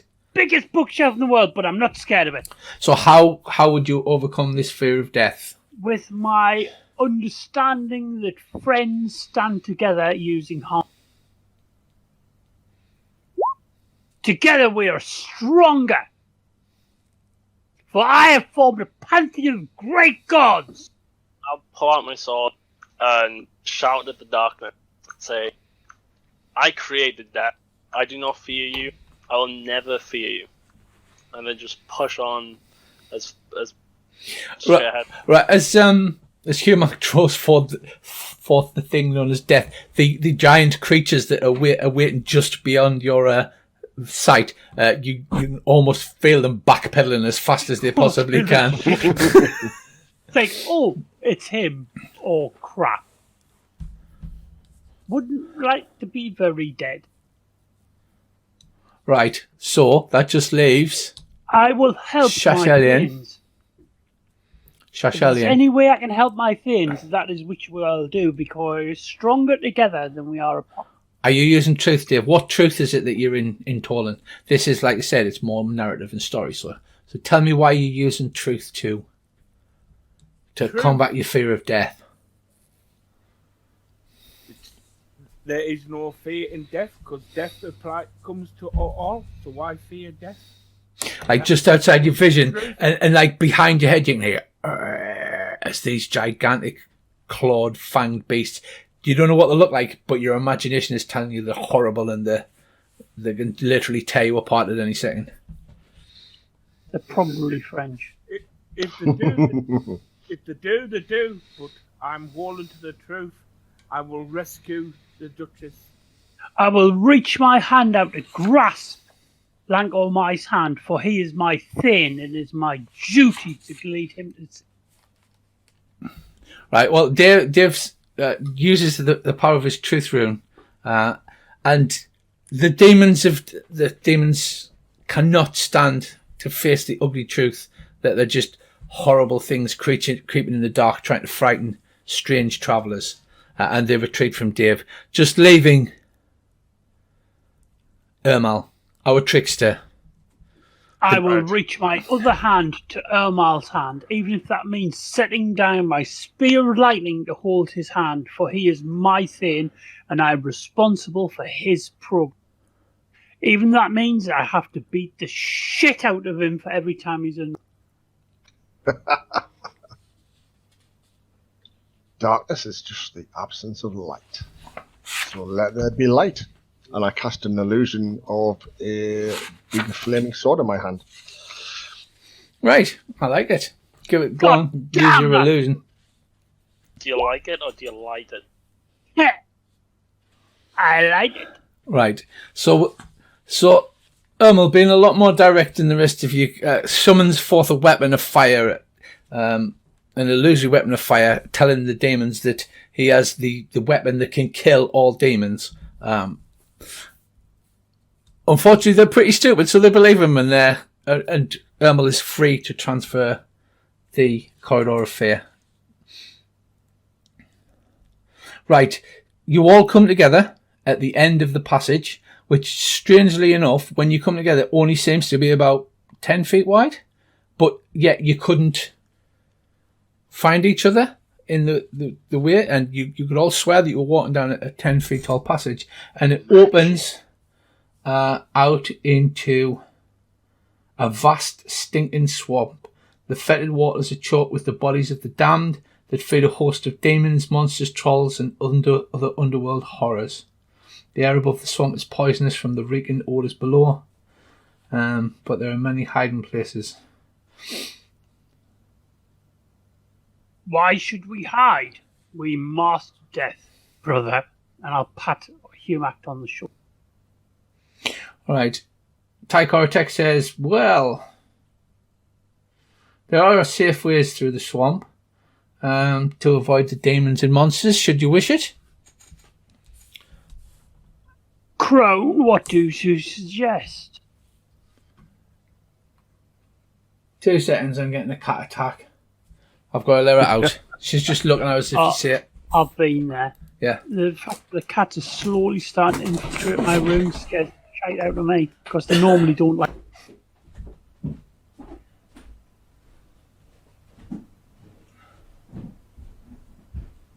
That's just because they know something you don't. Well, this is true.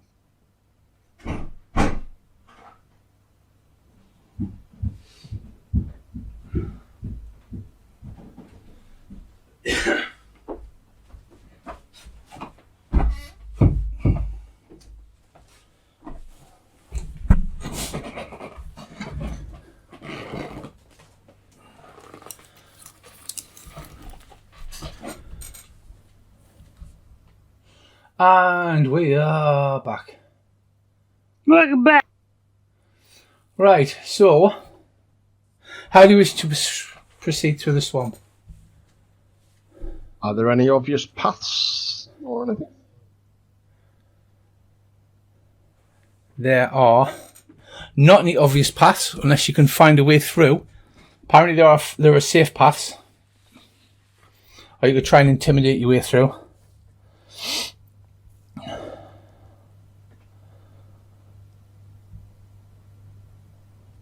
I mean, I'm all for the upfront approach, to be honest, but, you know. We have nothing to be afraid of unless we need to be stealthy and full of our guile. For I am Orlan, and I am best apart from knowledge. And maybe trickery. And But I'm death. pretty good at those. Not very good at death, let's be honest. Hey, can you lend us that sword again? Big no. Big no. It's time for your main rules as you travel through the swamp.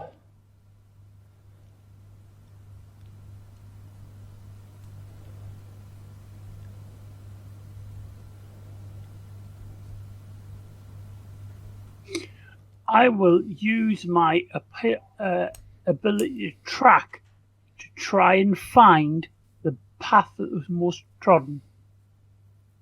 I Right. should look for the true path. This is a good plan.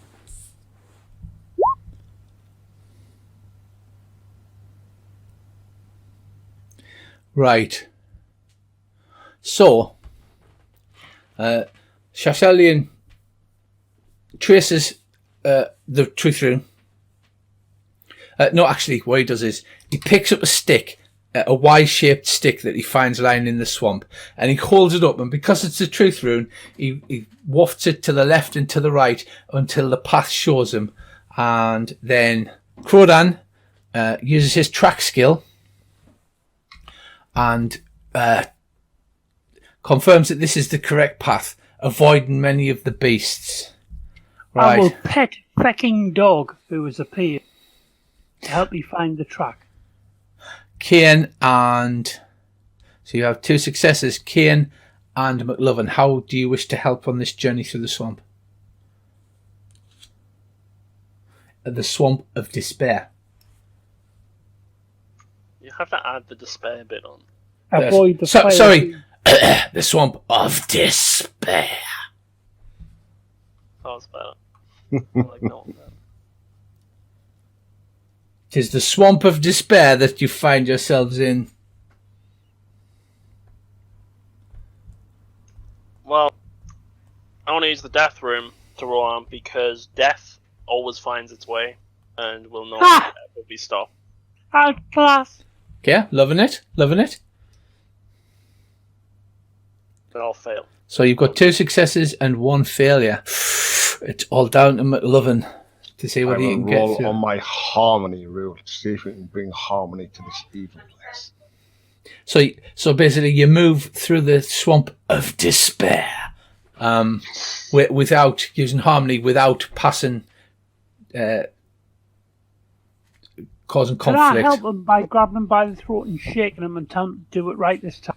So you have 3 successes. So that is enough. You pass through the swamp of despair. You look down and you see like bodies of the fallen decomposing in the swamp. You occasionally in the distance see great savage beasts and demons pulling the undead bodies up and feasting upon their rotten corpses. There's like 12-foot long insects flying about with 3-foot proboscis, which look dangerous, but through a combination of truth tracking and the glorantha way, you manage to find a safe route through the swamp. You come in the middle of the swamp and you see a gigantic fortress ringed with high jagged walls of iron. A high stairway leads to the only gate, the ravening maw of a great iron-fanged monstrous beast with 3 eyes, its jaws open and shut, with a deafening clamour like the crack of a whip. Entire armies could be devoured by the demonic beast without sating its hunger. I will laugh! Ha ha ha! Ty Kora Tek says, "Yonder is the Hellmouth. I may go no further. You must pass through and descend the great pit until you find that what you seek."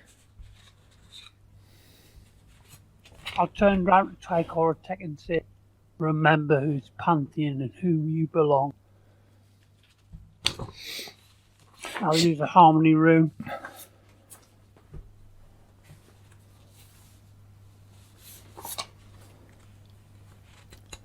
This is not going to work, is it?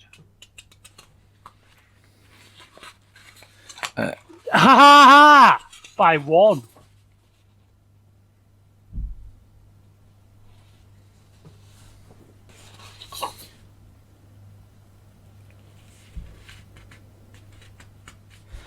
Right, and what are you trying to accomplish? I'm basically trying to get more information out of that to help Langdon. But he knows everything. You're trying to do what? Sorry? I'm trying to basically tell her, "Look, bitch, I'm your boss. Tell Langdon anything he needs." She says, "Well, you could have just asked. I'm here. I've been here all the time. I told you at the beginning that I wasn't allowed to interfere, but I could provide you with counsel." That'll do. Once you pass into the Hellmouth, you can't fly over it. You need to get past the Great Iron Jaw. Then you'll head to the Great Pit, which is far deeper than any pit that was travelled so far. And that's saying something. I was going to say, we've been in quite a few pits, usually when we've gone on a night out with Bracy.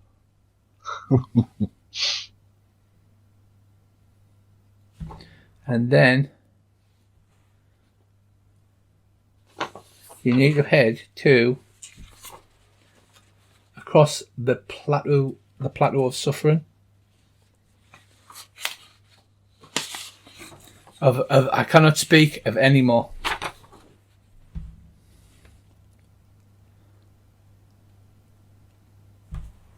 Okay, let's get going.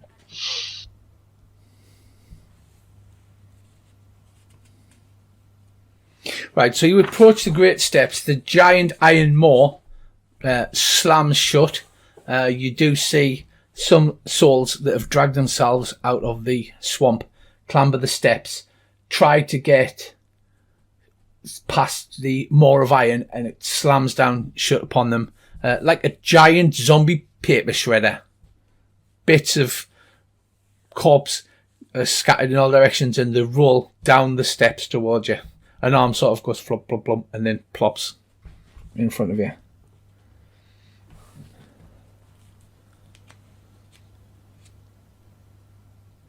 So basically, just need to tell me how you plan to get past this.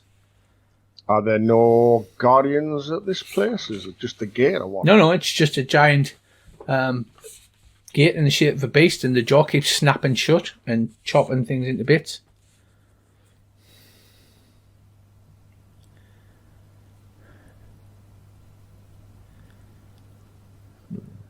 Get a stick, prop its mouth open, and walk through. It's big enough to just devour an army, so you haven't quite got a big enough stick. You can just try jumping past using your mobility. I mean, I know you're human and you've got a pretty big stick, but you haven't quite got a big enough stick to prop open the gates. Worth an ask. Mobility, dodge, any those kind of things. Could I use the air rune, the air elemental, the carrier's orb? You can certainly try that, yeah?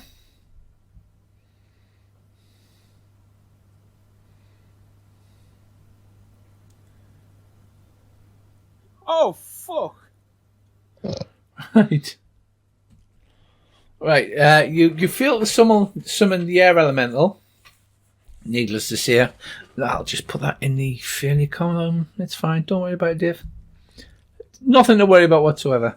There doesn't seem to be enough air here. Also, Earl, because you are the god of air, you sense that there's not enough air here to be able to fly or teleport.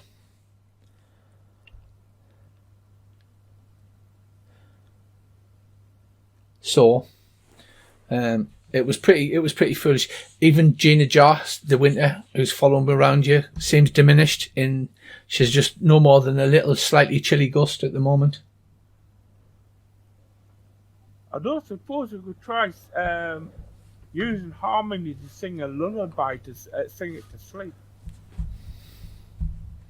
Why not? Remember, the Heroquest is in this. Whatever crazy ass things you want to come up with, I'm happy to give you a go.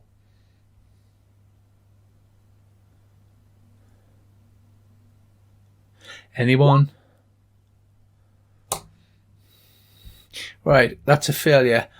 Dave, you step forward and you fill your lungs with what little air there is. You let out a great lullaby. Unfortunately, you get slightly too close. The great beast's jaws come clashing down, and you jump back, but it opens a large gash all down your arm and your elbow, all the way to your hand, and you've taken a minor wound.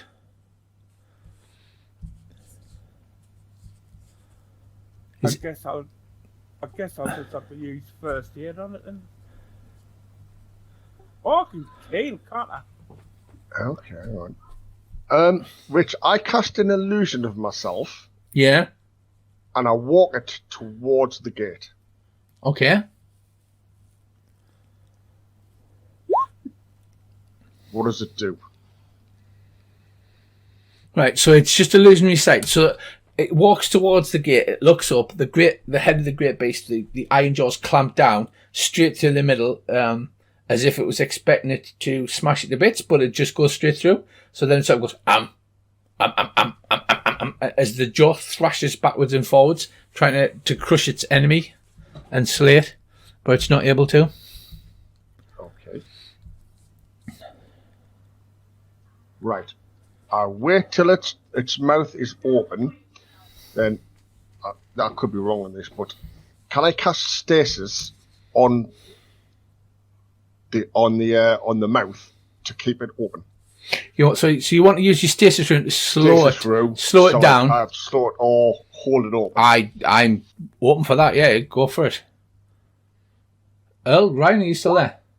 Oh. Yeah. Oh, good. Right. So you're attempting all of these mighty magics. Unfortunately, nothing seems to be working.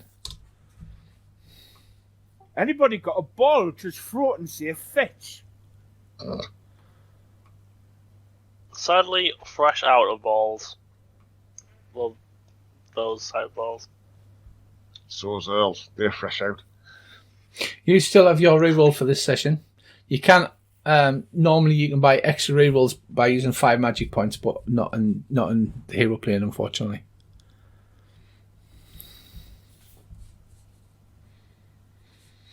Right. So what's the plan to get past it then? It does seem possible to jump past it, just not with your lousy rolls. There's a toughen, puffin.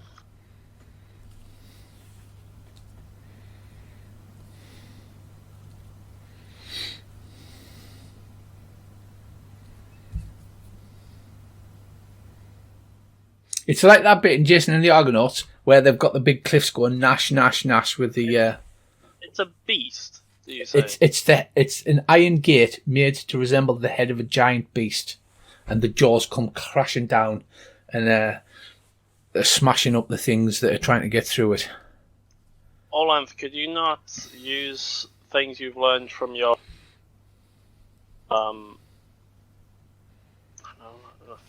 friends? Could you not try and command the beast? Earth to Orlanth? Earl, are you there, man? No. I'm afraid Orlanth is not here. I wonder if he's fell asleep. I don't think he's fell asleep. I think he's just... So I think my brother's on there. I'll be right back. Right. Okay. So, Dave. I've got another idea. Okay. Dave or Brissy, what do you want to do to get past? I want to cast another illusion of myself, but then I want to cast... Can I cast darkness around this illusion and walk it forward to see if it, if it goes on sight or if it senses it or what? Yes, go ahead. Try an illusion roll. So you bring up a duplicate of yourself. It walks forward, and yes, it does. The mouth smashes down upon the illusion, trying to destroy it. It seems to be just a case of you have to find somewhere just to be fast enough to get past it. Like a movement spell. Yes. I'm good at moving. I'm the or dodging, or moving, or... I shall use my air rune to be done. Sorry, I've had to take a phone call that was okay. Long term. That's okay. So you want to use your air rune to run forward and leap through the air. Yep. Air doesn't work though around here. It can't fly, but he's using his rune to augment his jump. So he's running forward and then making a mighty leap to try and go past. God damn! Right. So you literally run up and you make a huge leap, leaping under the jaws. The crack shut, but like nowhere near you. You easily get past on the other side. So you're on the steps of this castle, flexing your muscles. I was planning my air to assist my fellow, elementals that flock around me because of how awesome I am. God, I wish I could throw a javelin. I can actually throw a javelin. You can actually throw a javelin. Do I see the beasts more crashing down on other things? No, it just seems to be killing souls or people. Well, I guess... Yeah, but I mean, is it passively doing that? It's not just only doing it for when we try to get past. It is actively doing that. It's actively trying to smash anything that can get past it. Can I make a death rune roll to strain my brother, your soul? Jesus Christ. I shall attempt to do what Earl did. Use my air rune to jump and carry me through quickly, safely. Right, okay. Earl. Yo. That gate's made of iron, isn't it? And you can cast electricity bolts. Maybe you could stun it. Ooh, okay. So, Shasellion has already taken 1 wound. Basically, you go to jump past Dave, and the jaws crash down upon your ankle, leaving a nasty gash, possibly breaking it, so that you're unable to walk without assistance or a staff. Right, Shasellion howls in pain as the gigantic gate crashes down on his ankle. He's now taken 2 wounds. I'll just try and dodge past. Can I use heal on it? Not in the traditional sense. If you remember, you've got Chalna Roy, and she's actually the goddess of healing, but because of the way the myths work, and you can't just like go, all right, I'll just heal it all up. So you're having to go forward, use with your deficiencies. So you've taken 2 wounds, and you need a stick to walk, or you need somebody's shoulder to walk on. You assume it's either a property of the Heroquest or it's a property of the Underworld, that healing isn't working properly. I am Orland. He shall lean upon my shoulder, for I shall carry my friends when they are wounded. Because he ain't heavy.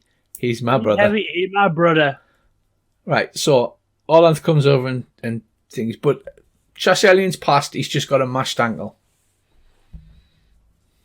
I'll turn around and say, rub some dirt in it and walk it off. Leaving Humact and Ermel to get past.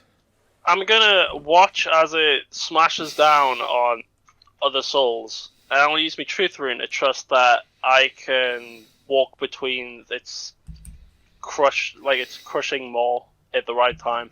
That'll look cool as shit. I'm just going to use dodge and dodge past. Right, okay. Ermel, trusting to his supernatural agility, just... Khaine does what the Doctor did in that episode 1 with the giant blade. So Khaine stands just in front of where the thing's crashing down, closes his eyes, steps forward, and it goes and just misses him as he walks forward with his eyes shut. Love it. Because the truth is, it's not going to hit me. Precisely. And Mclovin just does a combat roll. What do? Do you just dodge past? Yeah, nothing too fancy. You're not going to push it this time. Triple salvo, you know, the usual. Right. So, Mclovin, aka Ermel, dodges past the great crashing gate. And you head up into the fortress. The fortress is not a fortress full of rooms. It's like one giant keep inside once you get past the iron gate. And then you find what is apparently the Hellmouth, as it is a vast and spectacularly deep 4-walled pit. Steep stairs wind endlessly down the steep walls of the pit and into the darkness.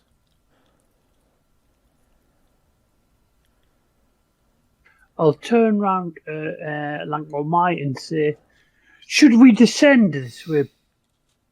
Oh, sorry, Thane. Check the truth in my book upon this place. You do love that book, don't you, Dave? He's basically your Encyclopedia Britannica, or Encyclopedia Britannica. Glorantha, yeah. Glorantha. Yeah. If you fumble it, he's going to say you all have to jump, you know that, don't you? Yeah, and you know what, I don't care either. I'll do anything that I think all on. Yes, Davey, tell them what you say. Yeah, we should need to descend the stairs. Well, we just walk down the stairs, don't we? I shall walk down the stairs with Humact at my side and my companions at my back. Because Humact is my brother, and he is death incarnate. Right, you descend for an unknown length of time. It's meaningless in this pit. Perhaps years passed by. You get the horrible feeling that you are alone and lost and down in hell, and you have descended to the deepest, darkest parts of the pit of hell. The whole place has an awful howling, and it's intermittently strung with the sound of chants, cries, screams, and drums from below. The stairs continue down to a vast plateau where light can be seen, presumably the source of the sounds, although there are still thousands of stairs to climb down. When you get the last set of stairs and you see an opening through a narrow arch goes out into a plateau below. A bridge spans the gap between the pit wall and the plateau. 2 demons guard the bridge. Below the plateau and the bridges are endless, swirling, howling, writhing hosts of prey-dark. Swarms of chaos demons fly around the pit, and from time to time giant tentacles erupt out of the void and just as quickly sink back into the monstrous mire. Anything you imagine that falls off that bridge is lost forever. Beyond the bridge is a vast plateau lit up by thousands of flaming pits. And just in the distance, in each pit, a body is tortured by demons, by boiling, breaking bones, crucifixion, Iron Maiden, racks, and 1,000 other perverse techniques. The screams and cries of the tortured are nearly overwhelming. At the centre of the plateau is an immense iron oven, or perhaps a forge, worked by a huge demon with the tools of a smith, or perhaps a torturer. Above the oven is a great white throne occupied by a skeletal black man, wearing the high double crown associated with the Red Emperor. Below him, a throng of men have assembled as if in worship. So that is what you see in the distance. This looks like it could be the Lunar Hell bit, to be honest. The Red Emperor? Him? I'm in for that. I will stride forwards with my brother and my followers to teach him the error of his. Right. So, firstly, at the bridge, first you must approach the bridge. It goes on for miles, and it's made of wood with planks. It looks like the kind of bridge that you have in an Indiana Jones movie where it may snap at any time and sort of rocks gently backwards and forwards above this host of chaos demons below. I will bend down and touch the boards and say, Analda, my wife, my love for you is forever strong. Please hold the weight of me and my followers. Before you get to the boards, the bridge is guarded by 2 demons. The first has the head of a bearded man, the wings of a bird, and the body of a giant scorpion. The second has the head of a saber-toothed tiger and the body of a powerful man. Each carries a mace and sword.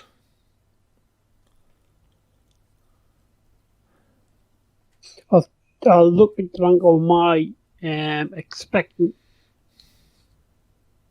as if he was going to tell me what the shit was going on. What does my magic book of everything tell me? What does the General book tell me knowledge, about these best things? skill of all time.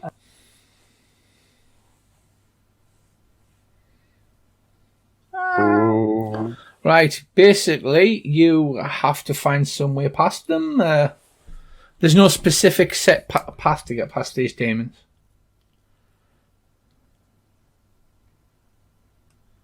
Are they watching us, or are they just staring ahead?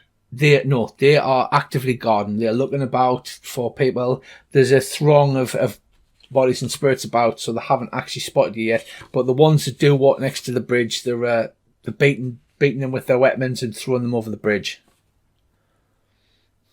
By any chance, it's a rope bridge. It is a rope bridge. I have a cunning plan. It's so cunning, you would call it a fox. Elmo! Can you please make me some rolls on a rune? Any rune will do. Whichever rune you choose. I just need a roll from each of you.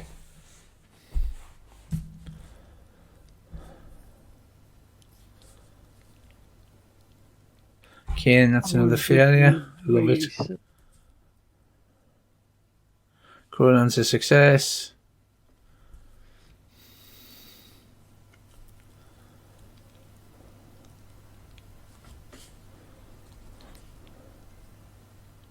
Shasellion is a success, yeah. Please succeed, Percy. Percy goes special. Yeah, in that case, I am for no reason at all tracking successes and failures at this point. We shall charge forth, right? I will shout at them, you shall obey me, beasts of evil demons. And Humac will stand by my side, for he is the Lord of Death, and they are servants of death. And Ermel will stink past them and slice the ropes holding the bridge, and we will jump forward and grab the ropes and swing across the other side and climb up, for they are out of our reach. I didn't say it was a good idea. It's a terrible idea. You stride forward, and unless you come up with something else, you just stride forward so they can see you. Is that correct? Yeah, pretty Right. much, unless someone has a better plan. Right.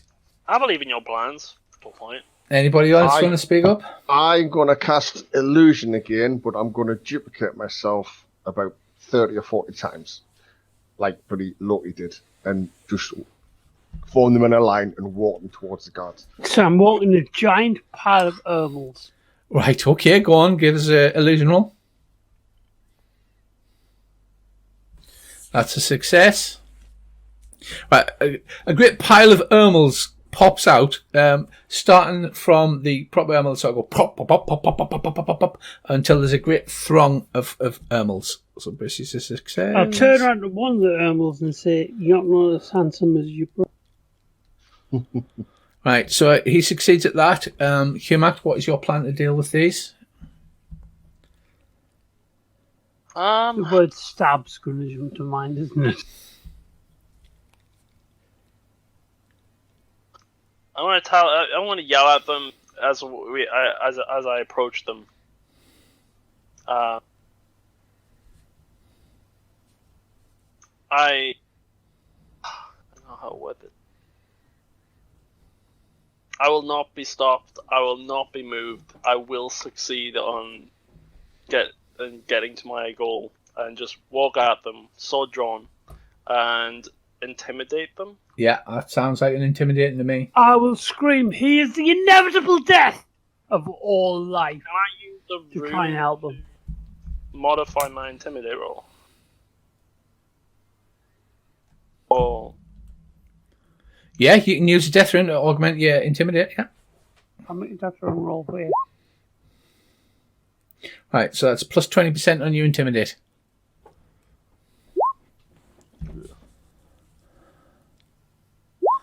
what's the chance of that rolling the same number 2 times in a row? 3 times in a row? We got 3 70s in a row. What? Whoa, freaky. But you failed, so you've got one failure. Fail.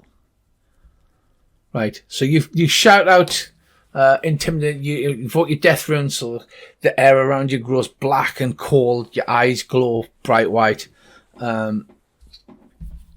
The one with the saber-toothed tiger head just shouts out, "You don't scare me, little mortal, you're not a real godling." I'll Right. turn around and go, "Not a godling! Who do you speak to, you peasant? You thin! You species beyond my step." Can I use the truth rune to find a true path past them? You can use a mobility rune to run past them. You can use a illusion rune to turn invisible. You can try just about anything. You seem to be fixated on stabbing stuff. No, I want to use the truth rune to find the true path past them.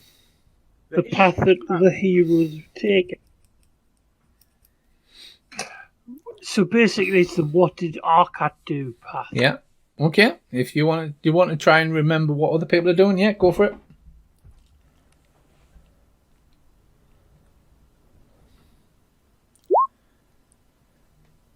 Just.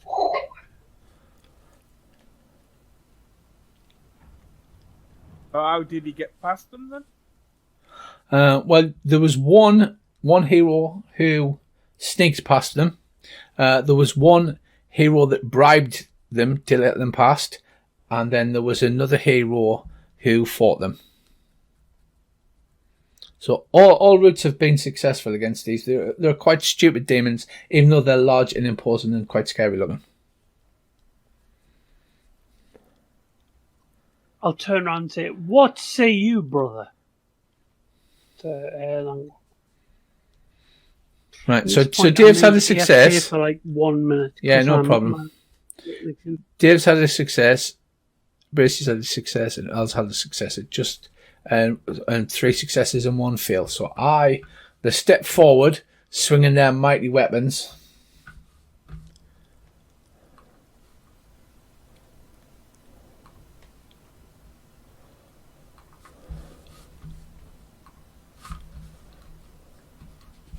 They take a swing at Humac, as they're not afraid of him. I will use my illusions to swarm them and basically distract them. Right, so they get 1 success. They both have 2 weapons and a scorpion sting. 2, 3, 4 successes and a scorpion sting. 5 successes. Right, okay. You have 3 successes against 5. So there's a mighty melee breaks out. The tricksters swarm all over them. But because they're illusionary, the swinging left and right, and the weapons are just passing straight through them. So 2 of you take a wound. So which 2 of you take a wound? I'll take a wound. Right, so the saber-toothed tiger man steps forward, stabs at you with his sword in his left hand, which you easily deflect with the sword death, and then he brings his mace down painfully upon your shoulder. He draws blood and dents the plate armour in that area, and it drives you to 1 knee. And who's taking the other wound? Bear in mind, Dave's already got 2.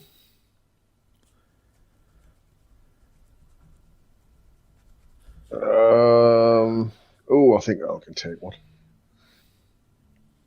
Right, so the Scorpion Man rushes forward at your throng of your illusionary Ermals, and it sweeps its sword and mace to the left and to the right through all of them, thus figuring out which one is the real one. Then the great stinger comes overhead, stabs down, stabs you in the belly, and you feel burning sensation as poison's injected into your stomach. Right, Bracey's wounded. Ryan's wounded. No, like I said, this is narrative. You compare the number of successes versus the number of failures. Ryan, so Ryan's driven to 1 knee with a painful mace blow at the shoulder. Bracey's been stabbed in the stomach with a poisonous stinger, which is burning inside him. And Dave, you're sort of propped up against the pillar on the side because you can't stand without aid at the moment. So, next round, they continue to fight. What do you plan to do this round? Bracy. Yep. Do you think you could conjure an illusion so that it like gets between them, so when they try to hit it, they hit each other? I could do, but I don't know if that'll work at the minute because he's got his stinger in me. So,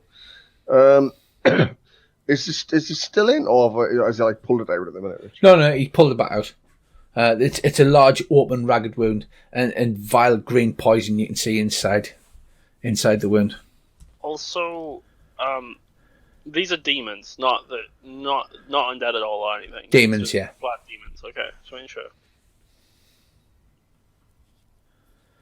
Right, so they continue to fight. So basically what's happening is you're describing what you're trying to accomplish. You're using a skill or a rune or whatever, okay? And then you as a party are making a number of successes. Then I'm rolling for them to see what they make as a success. Then we work out, based on what you're trying to do, what happens. I want to do what Humac does best. I want to channel truth into my now glowing death sword and plunge it deep into the scorpion-tailed creature. Right, okay. So you're going to try and augment your sword skill with a death rune, or? Yes. Or just, go for a straight sword skill. Go on then.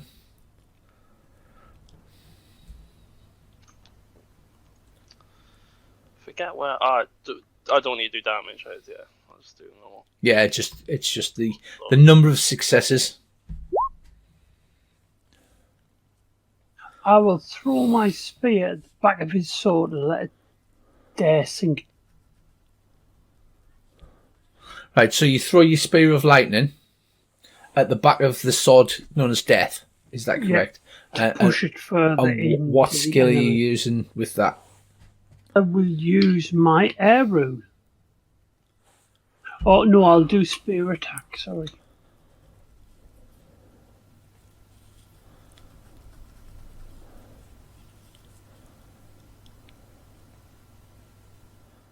Right, go ahead. Give me some spear loving there, Orlanth. No! Right. So Orlanth casts his mighty iron. He said mighty iron. His mighty spear made of lightning. Humat standing there with his sword thrust straight through the demon. And the lightning strikes the back of the sword, pushing it forward and also engulfing the blade in lightning as well. Okie doke. And Ermel, now what would you like to do? You grasp your wound. You grasp your wounded stomach, and what do you wish to do?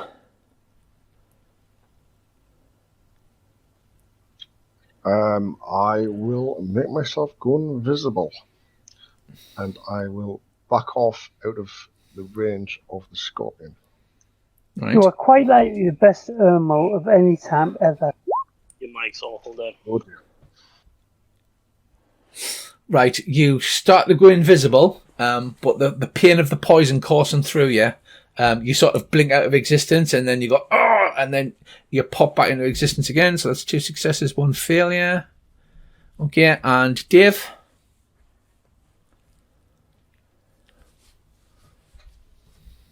Ermel staggers backwards, parts of him going invisible, but not being unable to hold his whole invisibility together. I'll use an air rune that propel dust into the eye until these demons' eyes save them temporarily blind. Right, okay, go on. A great wind beats up, and that's just another success.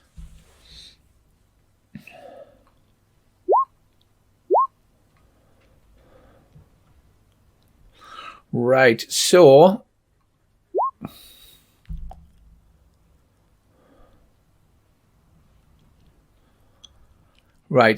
it was the scorpion one that you were stabbing, weren't you?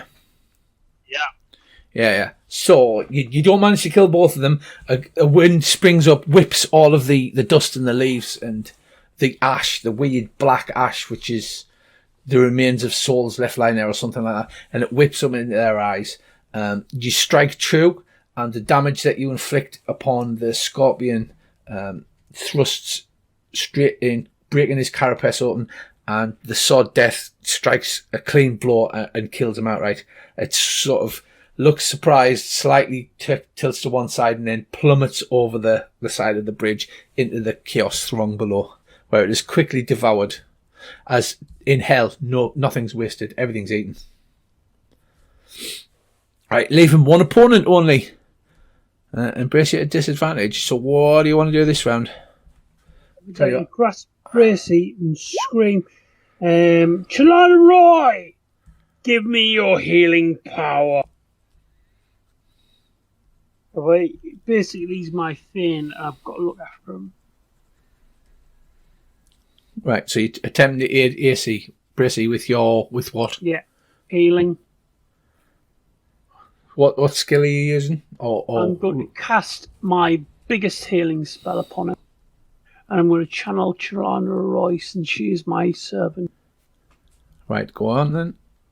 I have no idea how to do it. It is your power times 5. I can do that.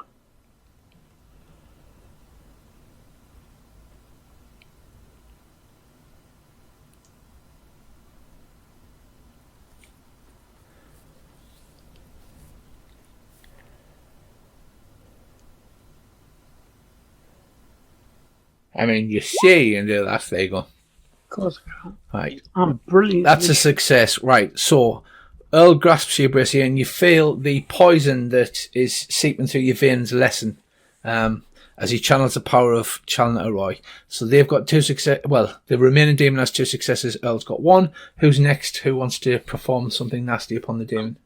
Gonna tell the demon to stand aside or suffer a similar fate to your friend down there in the depths. So is that an intimidate? It is an intimidate that I will augment with me death rune. Okay, go on. Because if not, I will kill him. Okay. That's another success. Yeah, go on, roll your intimidate. Oh, Yes. and it's a good success as well. Right, he steps back in fear. Mclovin and Shasellion, what do you wish to do? I shall use my movement rune to increase my party members' speed. Right, that's a good idea. Go The on then. wind is at our back. When is it your back? Strike true, brothers. Are we going to leave this guy alive, or are we just going to... Well, you're going last, Bracey, so it looks like it's up to you. A special success, that's 2 successes for Dave, so that's 4 successes. So the beast is defeated, so it's down to Ermal, who goes last. What do you want to do this turn? Do you want to finish him off? Bind him? What would you like to do? The beast is defeated and cowed. So because you're going last, you get to decide what happens to him.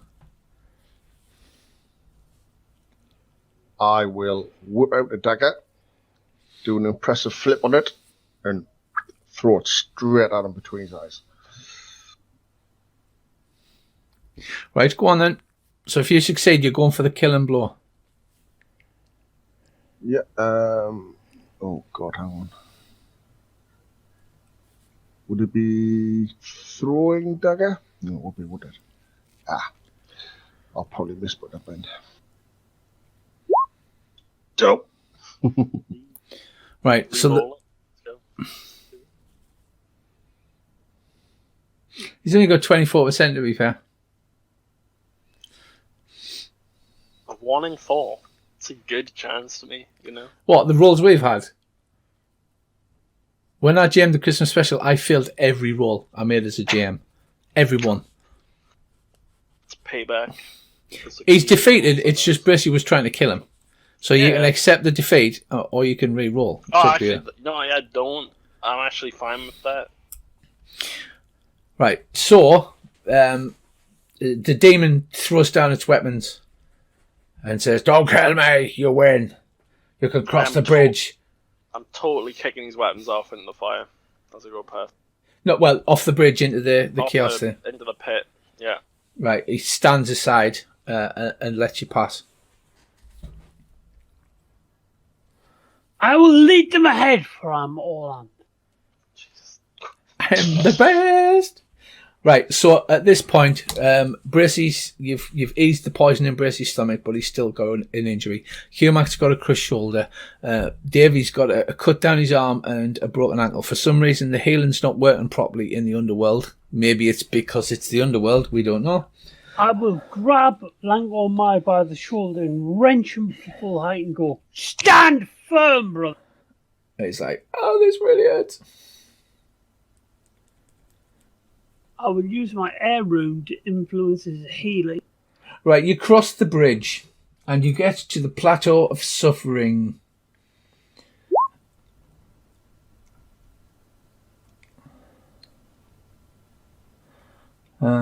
You sense that in the centre of the plateau of suffering, the oven or forge or whatever it is your final destination. You have a short walk of a couple of miles through the plateau of suffering. There's a flaming pit attended every couple of 100 feet. There's a flaming pit attended by 1 or 2 demons.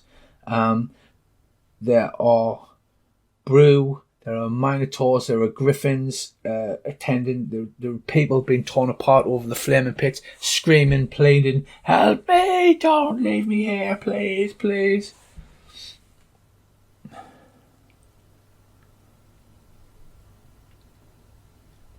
I suppose we'll keep an eye out for the bin then.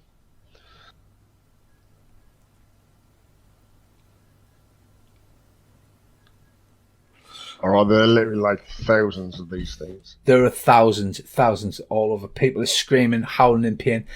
In places, there's lumps of flesh being torn off and thrown across the room, across the plateau. There's legs being broken. People are being horrifically burned and maimed. They're all screaming and pleading and crying even for help.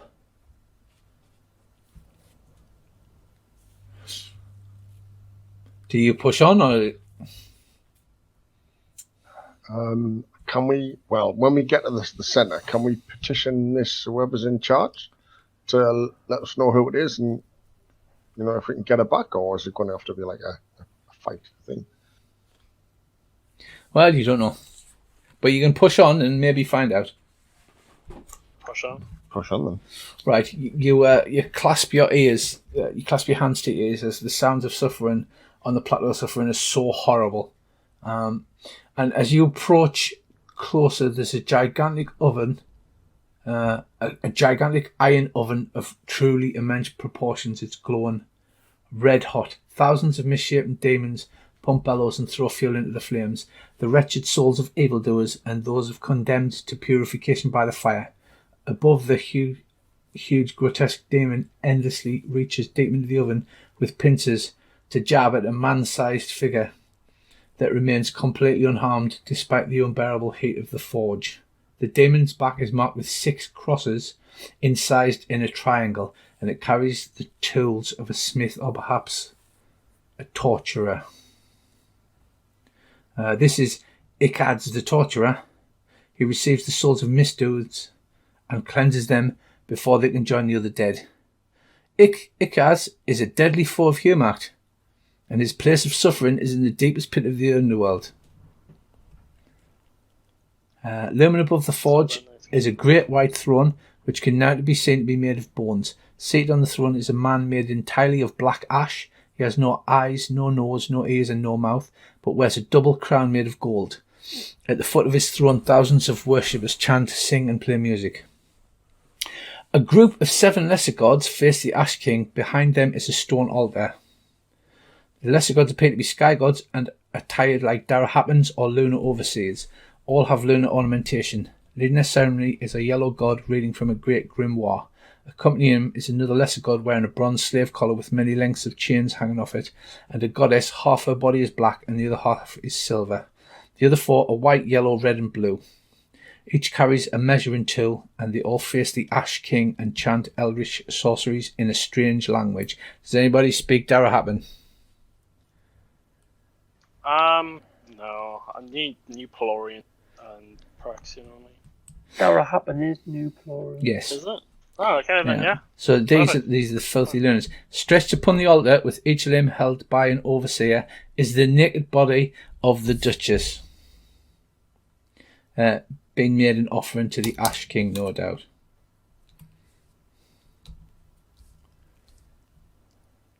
She appears to be one in a long line of sacrifices that have already been made, or will be made after her. The red and silver goddess holds her knife aloft and turns towards the altar. Shit's about to get real. Is that in the notes for the What? for the Heroquest? To say shit's about it. No, that was just me doing improvisation. Right, so the Duchess lies there upon the altar, naked, with the lunar goddess over her holding a large knife. I'll yell out in New Pelorian, "Stop!" and slam his sword into the floor so it like sticks slightly out so they can see that I mean business and I do carry. Right, so there's a great boom and like a wave of energy and black light bursts out. Your sword digs deep into the floor, at least half the length of the blade, and everybody stops and turns to look at you. We have came for the Duchess, and we will bring her back with us. She will not be sacrificed today. So it wants to make a roll, or you can try and make an intimidate roll. Davey, as Lank or Mai, you can try and make a cult law roll. Oh yeah, you've got awful cult law roll, have you? Can I augment me? I checked my book of truth and find the best way to rescue her. Unbelievable. Can I augment me intimidate rune? You can, yes. You augment it with a death rune, presumably. You've been No, rather good at it. I want And to I'll be stand rune. behind him and pull out my lightning thing and help him with the death rune, as if to say, if you don't do as he's told, he's going to stab you. But I wanted to use the truth rune, so I'm being truthful. I didn't. In that case, I'll use air rather than death. Right, you're not truthful, so that's minus 10% on your intimidate roll there, Ken. Minus 10. Yeah, but if anyone picks on my bro, they get their head kicks in. So I'll use air. Right, you fail your intimidate. You're the least intimidating humac that these filthy lunars have ever seen.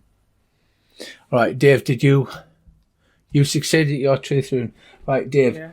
you what you realised is that you have met an opposing the lesser gods. Lunar Heroquest is doing an opposing Heroquest. And if you give me another roll, but there are 1, 2, 3, 4, 5, 6. There are 7 of those. Critical. Davey, I could give you a big fat kiss right now. So, the yellow god with the grimoire is Basarian, god of priests and master of insight. He is nearly impossible to overcome unless attacked ignores the heroes. The chained god is the lunar god Danfire Zarin or Alanthor. He is nearly impossible to overcome unless attacked ignores the heroes. The red and silver goddess, Natha, name of the red goddess. Apparently she attacks with an avenging fury. The white god with the compass is Athharcha, overseer of the north. The yellow god with the yardstick, Indebrad, overseer of the east. The red god with the right angle is Nemeth Shah, overseer of the south. And the blue god with the plumb bob is Varan III, overseer of the west. This is what Shasellion quickly shouts out to you. Oh, that's cool. I will turn around and slam the end of my spear into the ground and go, I am the wind that controls all directions. The west wind, the north wind, the east wind, and the south wind. I dare you to oppose me. And I'll turn to the 4 gods that oppose the different directions and dare them to oppose my might. Well, I'm only going to read that once. So you've got the yellow god, the chain god, the red and silver goddess, the white god, the compass, the yellow god with the yardstick, the red god with the right angle, and the blue god with a plumb bob. I will take all 4 of those gods on with my air rune. I will also open the bag at my belt that holds the secret wind and the inner wind. Right. So I will take the one with the resistance against the lunars and burps. Earl gets 2 successes. Next up, we have Humax. You failed your intimidate roll at the beginning of the combat, so it's your turn to act now. What would you like to do?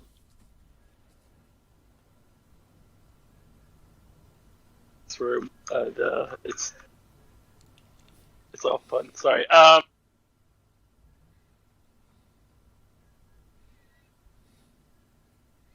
want to stride towards. There was the plumb bob one. That was the blue god with the plumb god. Oh no, it was the directional one. Go for the red goddess. Go on! You've got red and silver goddess. Okay. She carries a lunar scimitar in each hand. A chained god, the yellow god, the white god. At the floor. Jog on towards the red goddess. Turns into more of a run the closer they get. Yeah, she starts coming towards you. She starts walking towards you. You start walking towards her. You both start getting faster and faster and faster. She whips out both of our lunar scimitars, and then basically you just run at each other full tilt head on, like a Japanese anime, and you crash together. I'll say to her, true death means you cannot return death. because I'm going to try to implant doubt into her as if we're trying to pull a fast. And I will channel. You've already gone for this round. It's your max turn. All right, sorry. Yeah. Yes. Wow, just a success. Okay, I am going to have a go with her.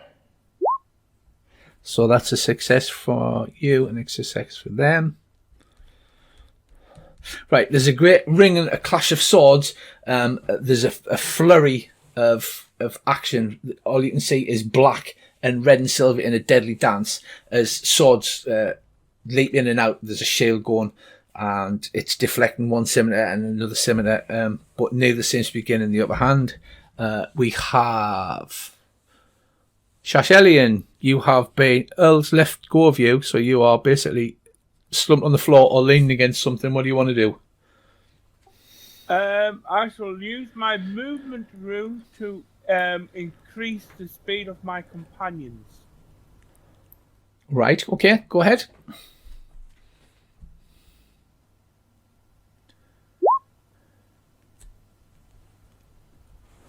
Ah, well. Right, that's a failure. Just make a note of that. Loving it, loving it. Right, so Shasellion tries to invoke the rune, but it fizzles and fails. This deep in the lunar hell, it's obviously quite a difficult place to reach out and invoke his own magic. Now, leaving our very own Ermal the Trickster. Right, I will whip out my axe. And what I want to do is, I'm not sure if it's possible in one round, but you'll understand what I said. I want to cast another illusion, like basically right on top of me, then make myself go invisible, and then get the illusion to walk forward and, you know, dodge left, dodge right and stuff like that, while I'm going to circle around while I'm invisible. Right, okay, go ahead, give us an illusion roll. Oh. Right, it doesn't come off, unfortunately.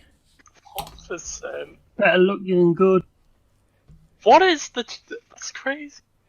Right, the four, the white, the yellow, the red, and the blue accept your challenge, and run towards you.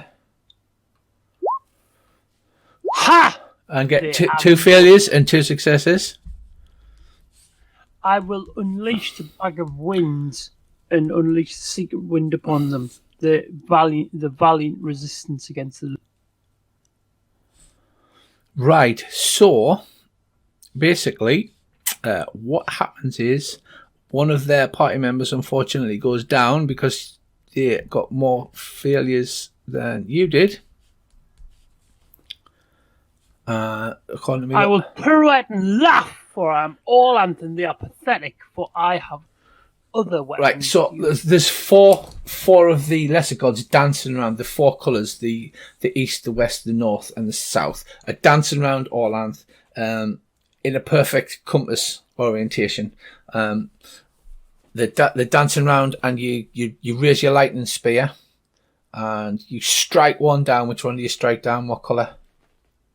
North, because the north wind now will become Gorgath, the Right, the spear lashes out. There's a great flash of lightning, and lightning comes down from the sky, striking the north wind, who sort of shrieks, and his body is cast aside to the foot of the oven. It bounces lifeless to the foot of the oven. Being Krodan deep down, I will want Gorgath to be the isn't Gorgath the hunter god that we met earlier? Or am I missing his name? Yes, you are, Gargath. The Yeah, I will invoke Gargath to take his place and aid me, since he is a grey dog, and although grey dogs are clever, they are also vicious. Right, North God's dead. Right, so does anybody have a particular order they want to go in? Humac, are you continuing to engage the red and silver goddess in a duel of swords? Unless I decide to sever their spirit from their body. Oh yeah! Which I might do. All right. So I've got to go help Orlanth now. He's getting outnumbered. Right, okay. Well, give us a roll on your death rune then, if you're going to do that. Yeah. Yeah. I'll pull back a little bit as she comes in and just pirate my shield and get pushed back and attempt to rip her soul from her body. Yeah. So that's a success. So if you win this round, that works, and you kill her unto death. Oh, you didn't. It failed, didn't it? And you've used your reroll. Yeah. Oh no, that's a failure. Oh, it's so bad. Right. Next up, who wants to go next? I'll try this. Oh, go on, Dave. Alright, I shall use the disorder room on the enemies to see if we can get a percentage reduction on their attacks or whatever. Right, so you want to reduce the effectiveness of their attacks. Okay, go on. Yeah. Loving it. You're basically just going to screw it. I love it. It's a success. Right, so you've got one success, one failure. Right, Dave traces the disorder rune. I hope you're keeping a tick of all these things you're succeeding at, man. Traces the disorder rune in the air. There's like a buzzing as if there's a great flock of insects or a big swarm of insects that seems to tear at the flesh of the enemies. They start screaming as little bloody welts just start appearing all over their bodies. And next we have Bracey. What you up to, mate? I'm going to try and do the same thing I did last round, but hopefully without failing this time. Okay.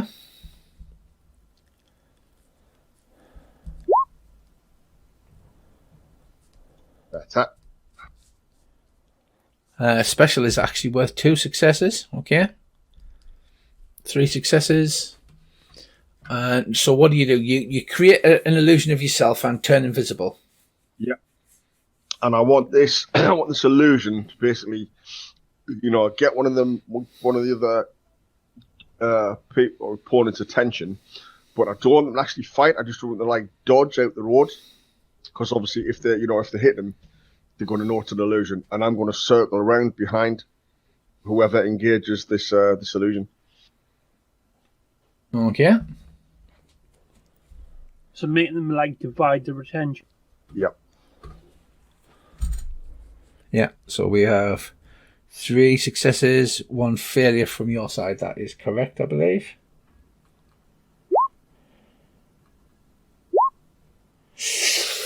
Right. Okay. We get 2 specials. So that's worth 5 successes. So there's a great combat. And Orlanth takes a wound. He's surrounded by the 3 remaining gods of the direction, and they whip round you, cuts lacerate round your torso and your body. Right, I'll laugh them. And you take a wound. And Humac takes another wound as he goes to draw back. He parries. This lunar scimitar skitters off one. You attempt to cast your spell, but it doesn't work. And then she sweeps in on your unprotected side with the second one, getting a cut across your leg. So you've now got 2 wounds. Right, the heroes are beaten back this round. It all looks bleak for them. Bleak, I am Orlan. Bleak indeed. What would you like to try now? They have brought all of their powers together against us, have they? They have, yes. Then they will see the true power of my friend. I will summon my entire pantheon. Okay. Basically, you want to play big boy games? You gotta play big boy Risk.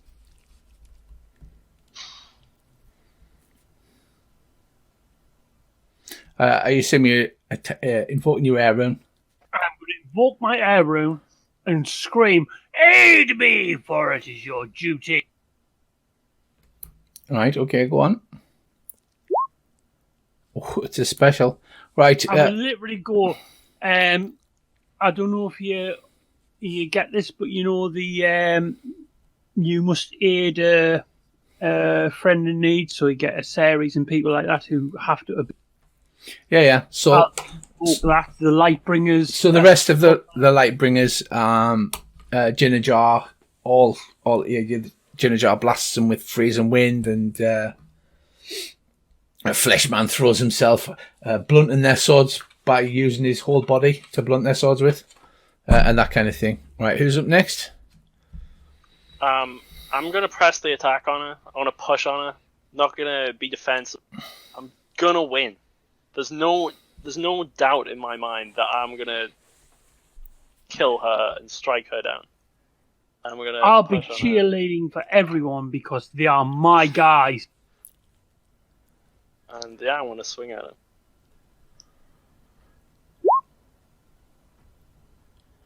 And you fail.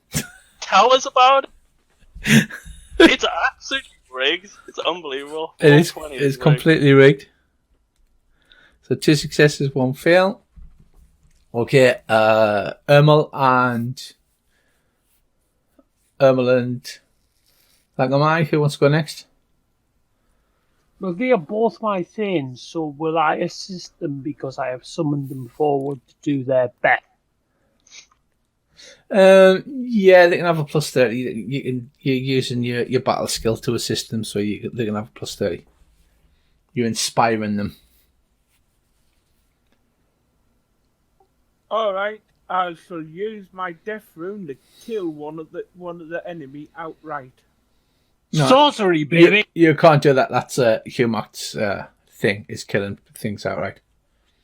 I mean, effectively, you're just making a success or a roll, but you can't just go, oh no, I just killed something. No, Ryan can, but. So what would you like to do? Do you want to attack them using your sorcery? Ha!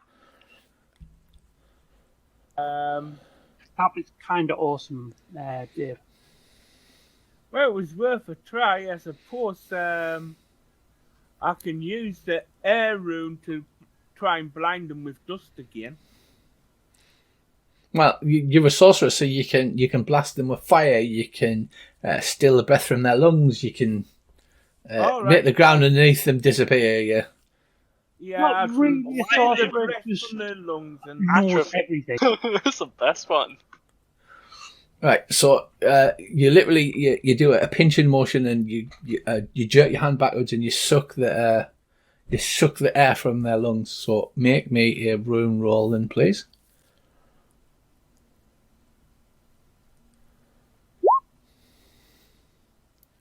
But you've got plus 30 because of Earl's inspiration this turn. Remember, you got a special, so that's a success, but only 1 success. And finally, Ermel the trickster, what would you like to do, you evil little son of a bitch? Right, has any of them noticed my illusion and are moving to engage, or they're all focused on other targets? They can't notice you because they're busy focused on my mightiness. There's 3 of them attacking Orlan's impressive weapon. The red goddess is in furious combat with Humac. The red and silver goddess is in furious combat with Humac. The yellow god and the chain god are standing next to the altar where the Duchess is chained, though.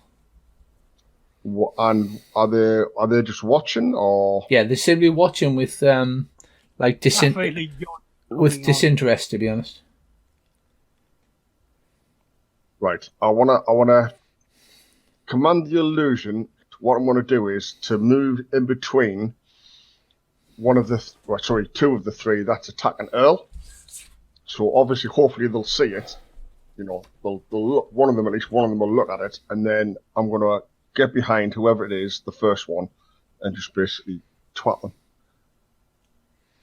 Right, okay, go ahead. So are you using an axe roll? Are you using a rune? Yeah, I'm using it. You can use your axe roll, you've got 30% bonus, remember? Yeah, because Earl's been inspiring. But he can't pull that shit every round, I'm telling you. Right, you sink your axe deeply into the yellow god with the yardstick. The one's got a yardstick, one's got a right angle, and one of them's got a plumb bob, you know what you use for measuring wallpaper, and they're busy beating Earl with them. So Earl's being lashed about the head with a yardstick, a right angle, and a plumb bob. So that is 4 successes and 1 failure this round. And I'm going to give you a roll for Ginger Jar. And I'm going to give you a roll for Fleshman, who throws himself upon their weapons and blunts their weapons. That's because that's the kind of things he does. 5, 6 successes. Right.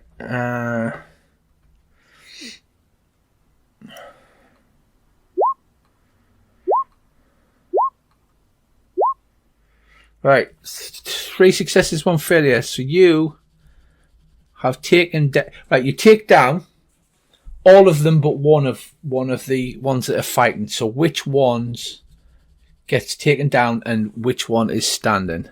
Red Forest still stands. Yeah. So basically, you slash down with your axe. You open the back of the yellow god with a yardstick up. He doesn't see you coming. He looks surprised and he collapses to the ground in a bloody heap. Ryan, you're holding off the red goddess, but she is a mighty force. She's like a whirlwind, wielding those lunar scimitars. The other two, Dave does his sorcery. He makes a grasping motion, yanks his hand back, and sucks the lungs right out of the other two that are fighting Earl, and they collapse to the ground, gasping and choking and clawing at their throats. I'll lean down and go, "No in the wind, boy." And so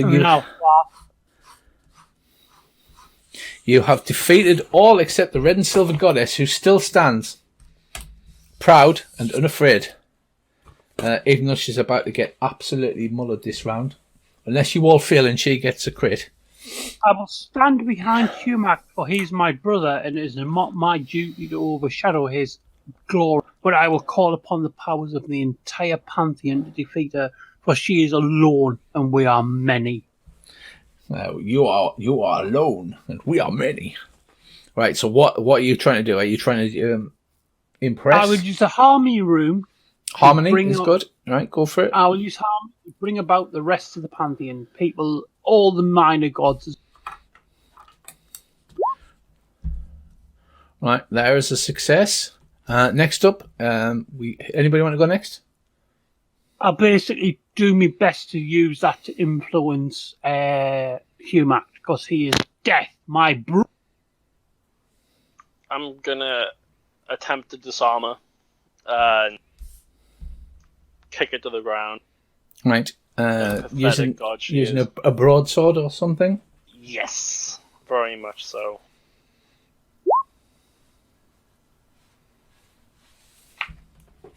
Right, that's another success. Right, so you swing your weapons and you knock one of our swords to the side, and then you flick round and send the other one spinning off into the darkness. Next up, we'll have Ermal the Trickster. I'm going to cast invisibility again. Right, go on then. So you blink into existence, you attack, and then you blink out again. Yep, right. Just like a Klingon warbird. So Ermal engages his cloak and disappears again. And finally, we have Ares. What would you like to do this turn? Do you mean Lang or Mai? Sorry, yes, Lang or Mai. There is just salad. Okay. I shall use my fertility rune to make him feel horny for the guy on the floor. This could end very badly. This is an unusual thing, but okay. Nope, doesn't work. Surprisingly. Doesn't even get a That munch. actually genuinely had me frightened. Right, she's going to need a crit here. Right, so she attempts to fight back. She's lost one sword. She goes in for a cut across your throat, Ryan. But just as she brings the edge of the blade down, you kick the side of her knee down, and she goes down hard onto one knee in front of you, helpless. What? So you have defeated her. So what do you do in the last seconds? As she's on the ground, on one knee, one sword to the side, the other sword lost. What happens then? I'll pick her up by the throat and drive me sword into her gut and just pull it up her body. Right. Okay. No messing about. Humak is the god of death, and he shows her exactly what that means.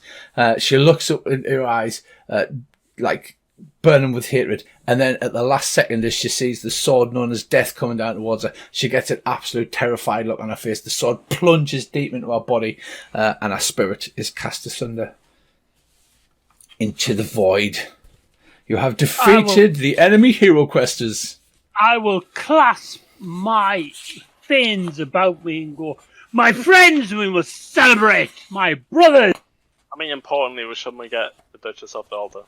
Yeah, I know, but you know what it is. Yeah. Right. I'm being very Upon witnessing this, the Ash King looks at you with his plain, unfeatured black face, and he just nods once, and the people attending the altar uncouple the naked Duchess and let her free.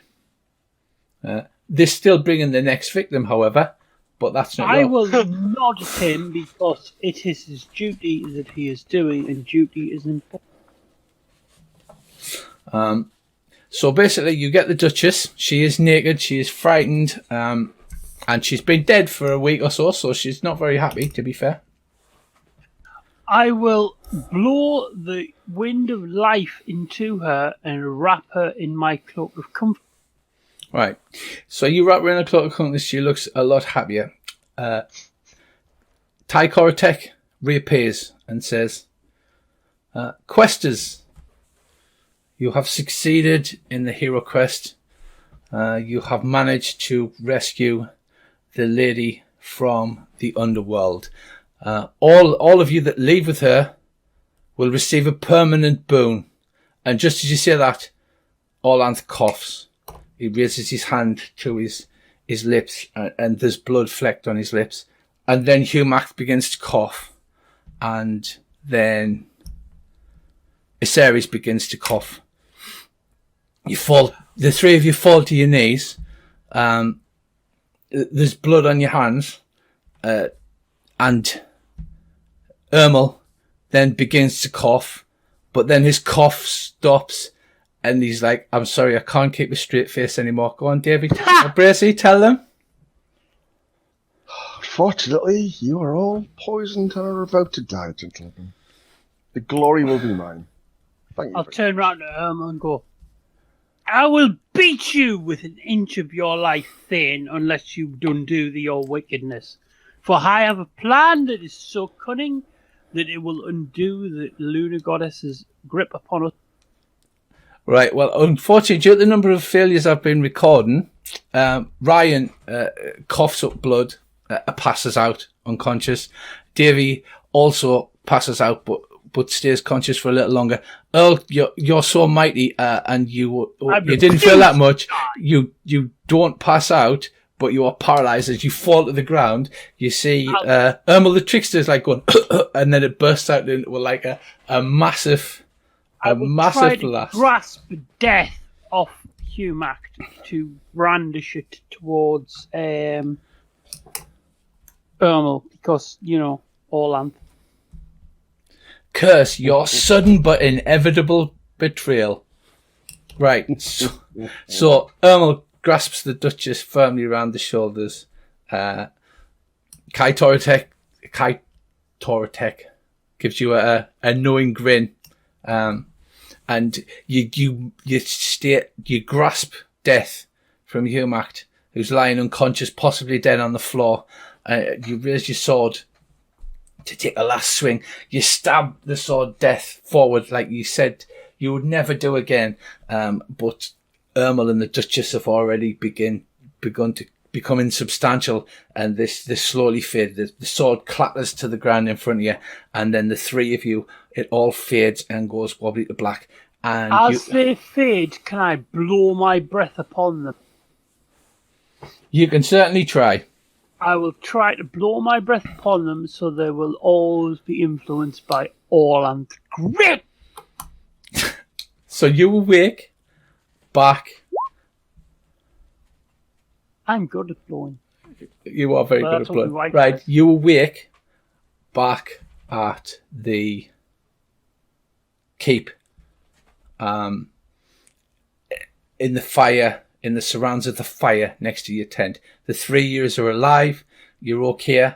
The four of you, sorry, Freudian slip. 4 years awake. You're rattled. You're shaken. You don't remember your ascent back from the underworld. You do know you succeeded. And McLovin's there, looking a little sheepish, to be honest. Can I beat him? I will beat him to within an inch of his life, for that is my right as Orlanth. Can Earl remember this, though? He can That's the point. he can remember it, but you realise you're not Orlanth anymore. I mean, by all means, if you want to try In beating that case, I will sink down on my haunches and say, "You dick." him, Let it go. What? That was a weird dream I had. I don't want to do the thing I was gonna do because, unfortunately for him, I am still humaxed. Please don't kill him. He'll steal his sword. Yes, unfortunately, you recall the Lightbringer's quest that it was inevitable that at some point Ermal would betray you.